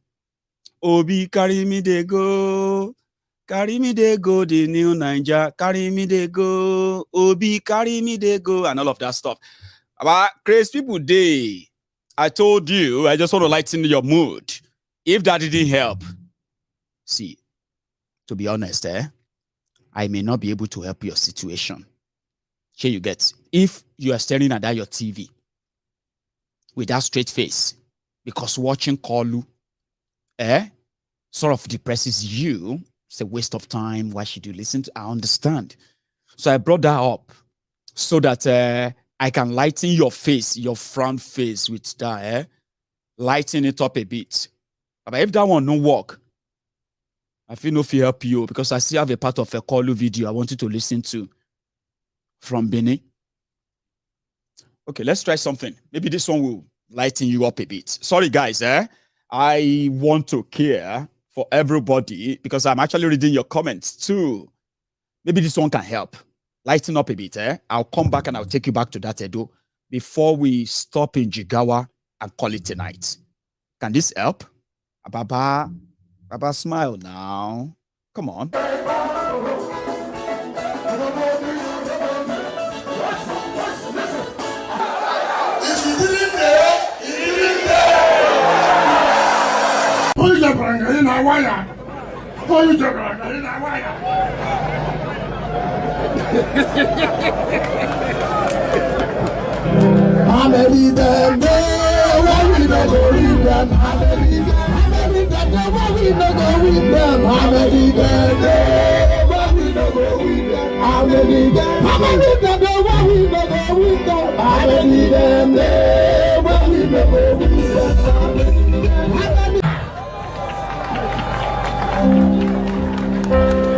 Some people think say you dey do juju.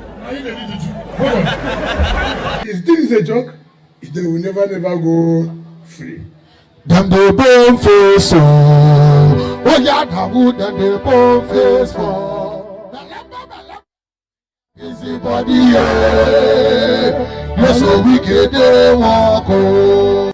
You know, as I'm watching you on television now, they paint them. That is all. And they sweet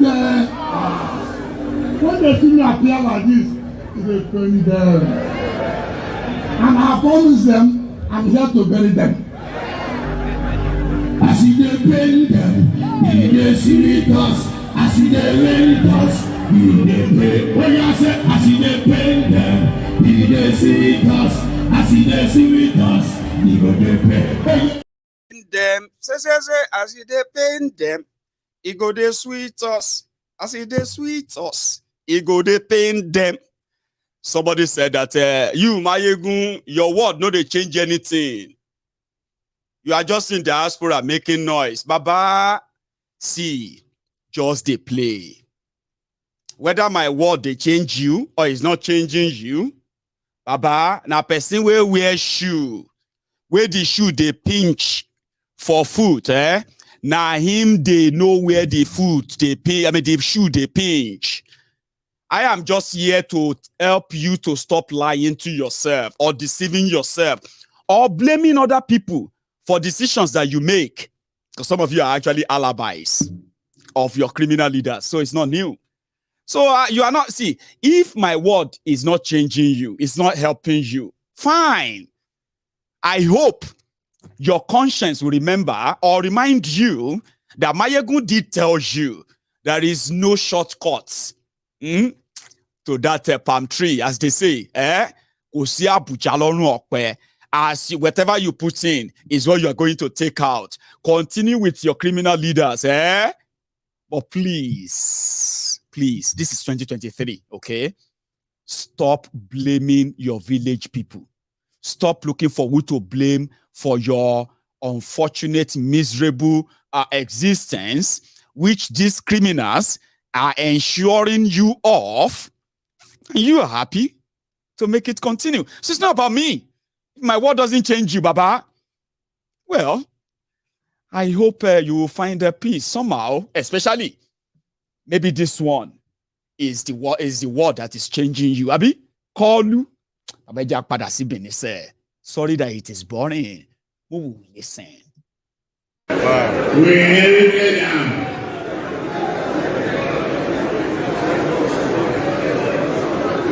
Here, I assure you, transatlantic gas, Nigeria will make money.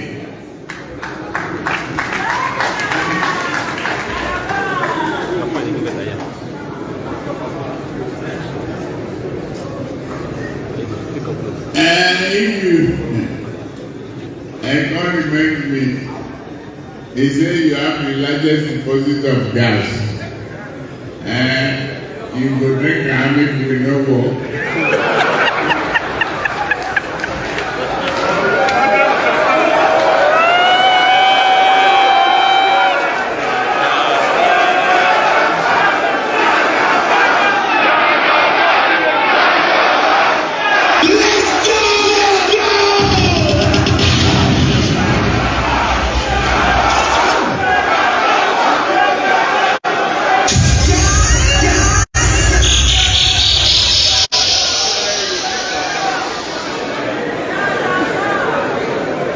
Don't worry about him.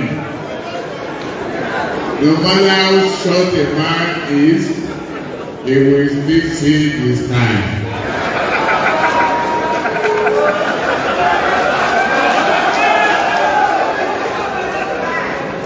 You will get exploration, development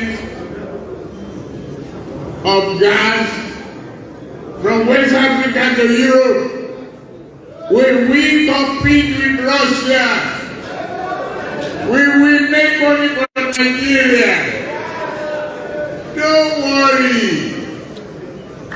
Long-term money for long-term projects. They say borrow is no good. The money you don't get. You don't turn into carrot. No. We say we are putting one of the smartest assets of Nigeria, human asset. His name is Bola Ahmed Tinubu. He went on a ground.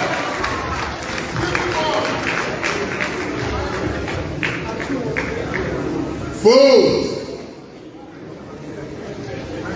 don't listen to them. Don't worry about gas that day.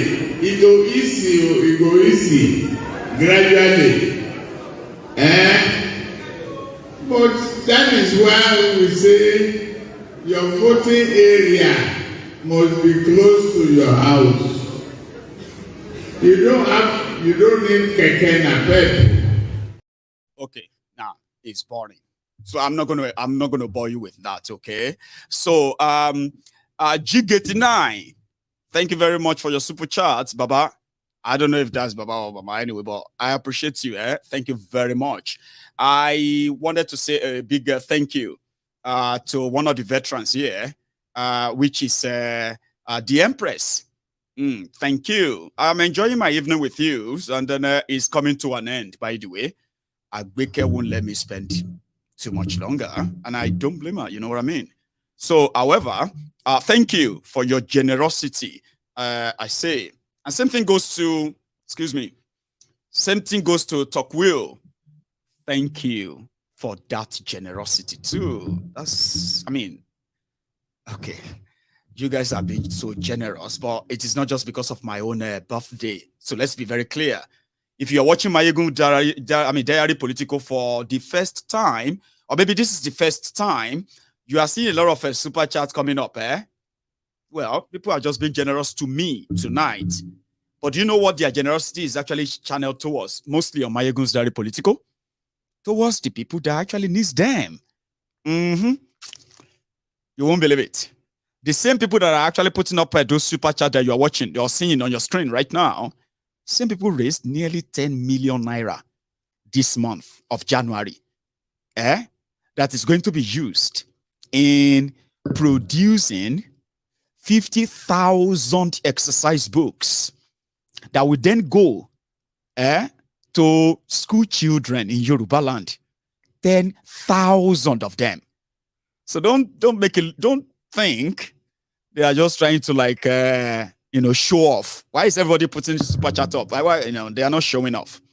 I've got great people around me, and only me know what they are worth. And I am the most valuable, the most valuable asset the majority of the MaiyegunsDiary Politico fans cherish. And if you don't know, if you don't believe, don't worry. They're always there. And you can send some of them now, but just track us and look at our track records and see what we have done together as a people. And as I've always been saying to people, our main currency on MaiyegunsDiary Politico is trust. It's so hard. Why did they trust this guy? You have no idea. 10 years of doing this. That must be for something, right? Right. Now I'll take you to Jigawa. So don't be surprised. Don't be too surprised, okay? I've got great people who are ready to do great things through this platform. And I'm so blessed. I never deny that. So Obi was in Jigawa, but I won't spend much of time on that, okay? Our time is fast spent, I would say, and I'm not going to take calls tonight. But for the obedient who are here and they'll spend their evening as well, I enjoy it. But from Jigawa, I got this, where Obi, I think first at the Palace of Anemia, see, just some visual, what have you, nothing much. I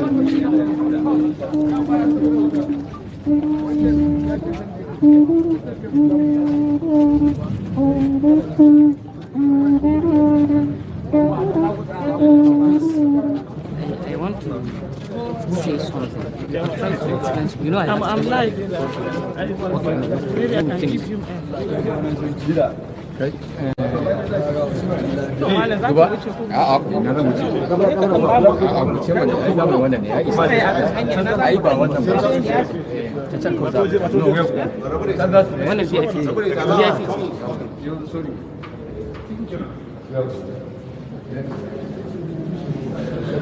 Goodness, this is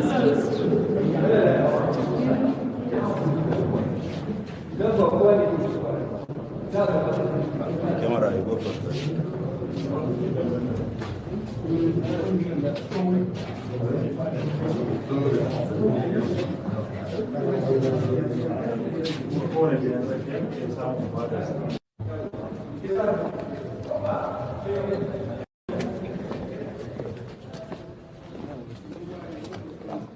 So the inner chamber of is the emir of Jigawa.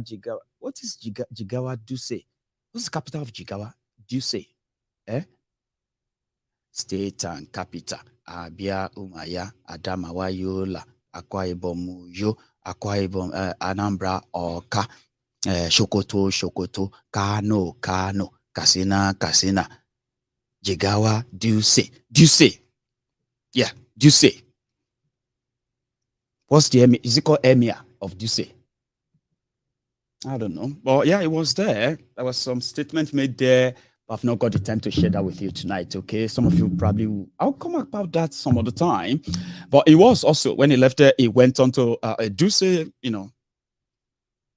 stadium where people were also waiting. These are called novel. Sure, you get, don't forget, this guy doesn't pay them a dime. He doesn't give people money to show up. And somehow, as much as they want it to look so much like it's inconsequential, behind the scene, he's a big headache. And this is one of the reasons why. Our leaders right, help our youth the truth to know. In love and honesty to grow and live in just and true. Great love to heights attain to build a nation where peace and justice shall reign. Thank you! Thank you, Nigeria! Thank you! May I quickly come? Well, please, Your Excellencies, can you take your seat, please? I ask that you kindly take your seat, please. Thank you. Thank you, Excellencies. Take your seat. Thank you. God bless you. All right, Jigar, are you happy to see your president and vice president? Are you happy? Are you happy? Are you happy? If you're happy, make some noise! Come on, Jigar. You say, I know Your Excellency, of course, the vice president, very, very distinguished Senator Yusuf Datu Ahmed is here, and of course, he's the vice president, Government 29, and of course, Mr. Peter. Oh, I don't know. Hey, make some noise for, that's just the same thing. Like, anyway, my time is up. And I want to say my final thank you to everybody who made tonight, or the whole day, a very, very wonderful day for me. A day to remember. And the first person that this goes to is my other half, my Adeleke. Well, I'm actually so difficult to satisfy. I do tell myself, I do tell myself, right? Because something, I am not a look freak. I don't really care what I look like, but she does. I don't care what I wear as long as it's fitting to me. For me, if I look at myself, I'm like, I'm fine. I don't care, but she does. Well, however, in between all of that, she still finds a way to kind of balance it up and always make my birthday always special. You get that? The effort, I don't know. You know what I mean? Like, why people pay so much attention to birthday and all of that until I came to this country. And listen, for the past 9 years, the person that has always been reminding me of my birthday, I'm putting so much into it, like, kilo te gone, has always been Adeleke. And you can always say thank you to her. For me, some of you knows the drill. If the house is not really settled, Maiyegun will be probably never really disconcentrated. I won't concentrate, right? So that goes to her always. And she did a lot today. Then to every one of you who actually grabbed your phone today, some of you were offering me different advices. Oh, Maiyegun, now you are growing older. You are now an elderly. I know. Yeah. Baba, calm down. I am still the same Maiyegun. Here you get. Even though I'm now like growing older, and then I'm always being reminded of, of my own grandfather's advice.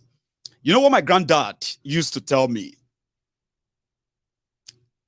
He would tell me and he would say, if you can live your every day like it is your last day, or it's going to be your last. For example, if today was to be my last day on earth, what would I want to be remembered for? The good, the bad, and my own conscience, which is the ultimate. Which means it doesn't matter what I'm remembered for. What is my conscience saying? I am doing right, and whether you remember me or not, if I die today, what would be that thing that you remember of me?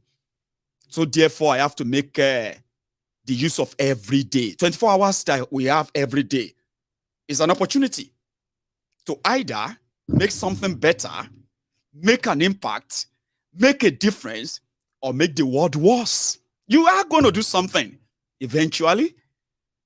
So, for somebody like myself, I have amazing people around me to remind me that not just growing old comes with responsibilities. In fact, if you have become somebody that a lot of people actually look up to, right? That is a huge responsibility. And for the past 10 years, I have come out clean, unscathed. So I'm going to tell you this, and then I'll say this and for the last time.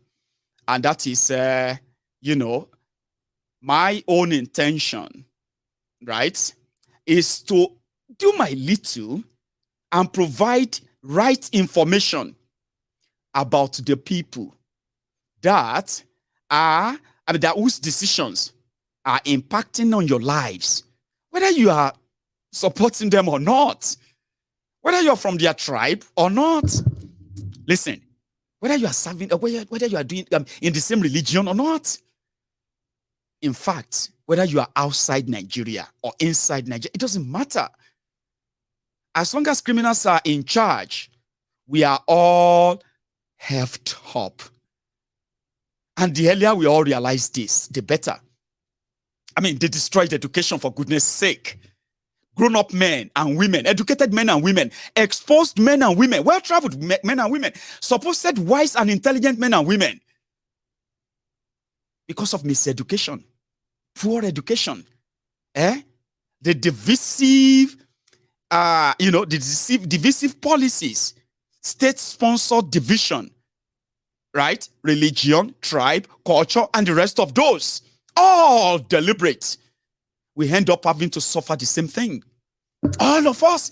It doesn't matter where you come from. Yeah, we may be suffering this whole thing differently. I get that. What people are suffering here may be different from that. But if you look at it, the same source, the same people, the same trick, the same way. So I was so young. I was very young when I realized that except if I am mad, then I must start thinking differently. And that's why I decided to share that with you all. My effort is just to tell you how dangerous the criminals that some of you actually defend for any obvious reason, for any reason at all. They don't mean well for you. Now, if you are going to hate me or don't like me for that, fine. But you are always going to remember that you always tell the truth. I just don't like the way it says the truth. I'm 39 and I'm going to be 40. I'm going to be 50, 60, 70, 80, as long as time takes me. But I am also going to live my every day like it is my last day. You will remember me. Maybe long when I'm gone, or maybe right here when I'm still alive. And you can give me that my flower and say, your word changed my life because your word changed my view of how I see Nigeria. I would have been misled for too long. There are older people. See, there are your parents. They never had this chance. They never had this chance. They were misled all along. They were miseducated all along. And today, they are averse to the word referendum. They are averse to the word self-determination. Because the minute you mention them, you're actually sounding like you want to fight war. Miseducation. And all these were done on purpose. We are all victims. Except for some of you who created your reality. Telling yourselves that you are better off. You are not better off. Rich, poor, politicians, not politicians, religious, non-religious, northerner, southerner, Christians, Muslims. Listen, everyone is a victim. A lot of you just find a way of coping with it. That's what happened. Some of us bailed. We ran away. I mean, call it whatever, or whatever name you want to give to it. A lot of people who talk about Nigeria and tell you they love Nigeria from abroad, they don't want to return to Nigeria. Why? Because they will always remember PTSD. They will always remember what chased them out of Nigeria. So how long do you think people will be lying to themselves? I'm not going to lie to you. It's the reality. It is our reality. Don't create an alternative one, or else we're going to be in the old circle for so long. So I don't need you to like me. I don't need you, right, to love me. When you do, I do appreciate, seriously. I believe that everybody that says they like me or they respect me or they love me, They are all professing that because I earn those respects. I earn those love. I earn all those respects. But when you look at those who says, I don't like him, he's a noisemaker, he's a troublemaker. These are guys who are coming from the background of those defending their oppressors. See, above it all, everybody will be all right. And the first person that told me that, well, it's not the first person, okay? Everybody is going to be all right. Everybody is going to eat the breakfast. When you eat yours, that is your own reality. And there's no latecomer. We're all going to get to that reality someday. All of us will eat that breakfast. You don't pass, last. Everybody goes up breakfast. The politicians are not safe. So this is my 39th birthday. And as long as I live, I will always be that your Maiyegun. And I will continue to tell you, before you invest, I love this guy, I like this guy, please make sure it is an unconditional respect, unconditional like, unconditional love, because I am somebody that believes that injustice anywhere is an injustice everywhere. Injustice to one as an injustice to all. I am not a freedom fighter. I am just your conscience. The one that will always get you thinking. Right there. Alone. In the middle of the night. I will always ring bells. Ask my own disciples. This is Temple of Truth. Enjoy your evening. I've had a wonderful day. And you've made it even more wonderfuler. Please share the broadcast, okay? Like it. Subscribe to my channel. And the next time you're going to see me, all I talk about is politics. And how much politicians in Nigeria are using politics to perpetuate injustice against the same people that they are supposed to be serving. And by so doing, nobody is spared. We are all victims. Please spend your nights well. And I will see you some other time. Good night.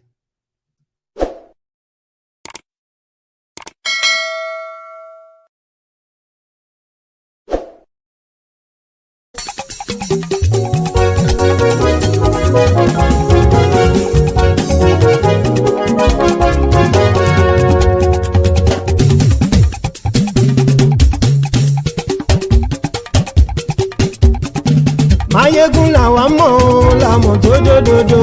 Maiyegun Diary, Maiyegun #1. Maiyegun làwa mọ̀ làmọ̀ tó dòdòdò. Maiyegun Diary, Maiyegun #1. Maiyegun ti dé o, ọ̀rẹ́ ará ìlú. Maiyegun Diary, Maiyegun #1.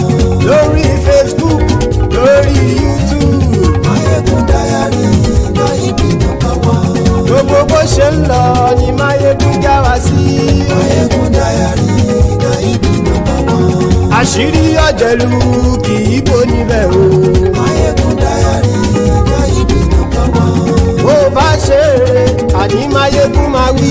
Maiyegun Diary, Maiyegun #1. Ó sì tún ṣe eré, wàá gbọ́ níbẹ̀ o.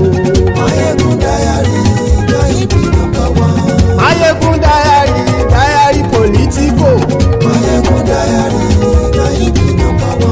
Godfatherism kò sí lọ́rọ̀ Maiyegun. Maiyegun Diary, Maiyegun #1. Ẹ farabalẹ̀ sẹ́ o kẹgọ́rọ̀ lẹ́nu o. Maiyegun Diary, Maiyegun #1. Àní Maiyegun làwa mọ̀ tó dòdòdò. Maiyegun Diary, Maiyegun #1.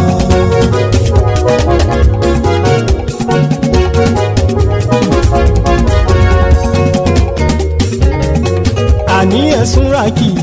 Maiyegun ti dé. Maiyegun ti dé. Ọ̀jẹ̀lú ẹ̀sùn ràkì. Maiyegun ti dé. Àní ẹ̀sùn ràkì. Maiyegun ti dé. Lórí Facebook. Maiyegun ti dé. Àní ẹ̀sùn ràkì. Maiyegun ti dé. Lórí YouTube. Maiyegun ti dé. Àní ẹ̀sùn ràkì. Maiyegun ti dé. Bọ́ bàbá gbé wúrẹ́. Maiyegun máa wí. Àní ẹ̀sùn ràkì. Maiyegun ti dé. Ijó ìgbádìyẹ. Maiyegun máa wí. Àní ẹ̀sùn ràkì. Maiyegun ti dé. Pẹ̀sìdó bá rúfin o. Maiyegun máa wí.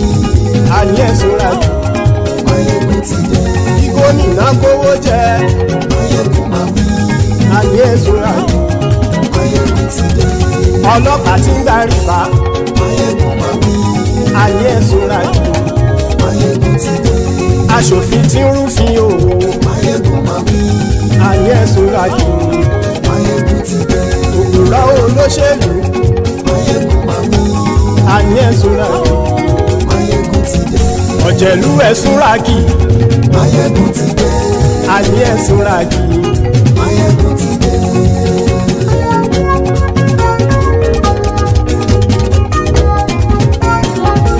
Maiyegun ti dé. Gbogbo ọ̀jẹ̀lú ẹ̀súnra kì.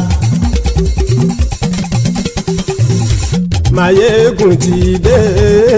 Gbogbo ọ̀jẹ̀lú ẹ̀súnra kì. Ṣùgbọ́n ní bá ti ṣe èyí tó yẹ kí wọ́n ṣe ọmọ bá dèrò ní fi wọ́n níran o. Maiyegun ti dé. Gbogbo ọ̀jẹ̀lú ẹ̀súnra kì. Maiyegun ti dé. Gbogbo ọ̀jẹ̀lú ẹ̀súnra kì. Ṣùgbọ́n ní bá ti ṣe èyí tó yẹ kí wọ́n ṣe ọmọ bá dèrò ní fi wọ́n níran. Wọ́n fowó bẹ́ẹ̀ o Maiyegun ó sọ pé wọ́n ò bẹ́ẹ̀. Wọ́n fowó bẹ́ẹ̀ Maiyegun ó sọ pé wọ́n ò bẹ́ẹ̀. Oníkan ṣáàtì ṣe èyí tó yẹ kí wọ́n ṣe fáwọn ará ìlú tó gbé wọn débẹ̀ o. Maiyegun ti dé. Gbogbo ọ̀jẹ̀lú ẹ̀súnra kì. Maiyegun ti dé. Gbogbo ọ̀jẹ̀lú ẹ̀súnra kì. Ṣùgbọ́n ní bá ti ṣe yìí tó yẹ kí wọ́n ṣe ọmọ bá dẹ́rọ̀ ò ní fi wọ́n níran. Kì máa yí ṣeré ọ̀rọ̀ yìí kì í ṣẹ̀fẹ̀. Kì máa yí ṣeré ọ̀rọ̀ yìí kì í ṣẹ̀fẹ̀. Ẹni bá ti lè lẹ́bọ̀ lẹ́rù o ọmọ bá dèrò kàṣà ìtú wọn síta. Maiyegun ti dé. Gbogbo ọ̀jẹ̀lú ẹ̀súnra kì. Maiyegun ti dé. Gbogbo ọ̀jẹ̀lú ẹ̀súnra kì. Ṣùgbọ́n ní bá ti ṣe yìí tó yẹ kí wọ́n ṣe ọmọ bá dẹ́rọ̀ ò ní fi wọ́n níran. Tẹnitẹni ọmọ Maiyegun ọ̀rẹ́ ara ìlú mọ̀mọ́ ni mo fọlọ́run ṣọ́ ẹ̀ bá kìlẹ́bù. Lóòótọ́ olódodo ìlú ọ̀tá ìlú mọ̀mọ́ ni ìwọ ṣá máa ń ṣọ́ra kò sì mọ́ bẹ̀rù. Bọ́tà ń lè rí bóníṣègùn lé káwọn mọ̀mọ́ fi ṣera wọn ni ó ti dẹrùn tí wọn ò gbọ́dọ̀ sì mọ́ bẹ̀. Èèpo ọ̀bọ lọmọ bá dérò tàjẹ́ ò gbọ́dọ̀ jẹ́ ó ti dọba lórí àbínú ẹni kò sì mọ́ bùyà. Àìsíwọ̀lú ní ẹnìkẹ́ ìgbódì ẹyin lábàrá o ó kó ẹni tó bá dán o àkàmù. Maiyegun ti dé. Gbogbo ọ̀jẹ̀lú ẹ̀súnra kì. Maiyegun ti dé. Gbogbo ọ̀jẹ̀lú ẹ̀súnra kì o. Ẹni bá ti ṣe yìí tó yẹ kí wọ́n ṣe ọmọ bá dèrò òní fi wọ́n níran o. Maiyegun ti dé. Gbogbo ọ̀jẹ̀lú ẹ̀súnra kì. Maiyegun ti dé. Gbogbo ọ̀jẹ̀lú ẹ̀súnra kì. Ṣùgbọ́n ní bá ti ṣe yìí tó yẹ kí wọ́n ṣe ọmọ bá dẹ́rọ̀ ò ní fi wọ́n níran.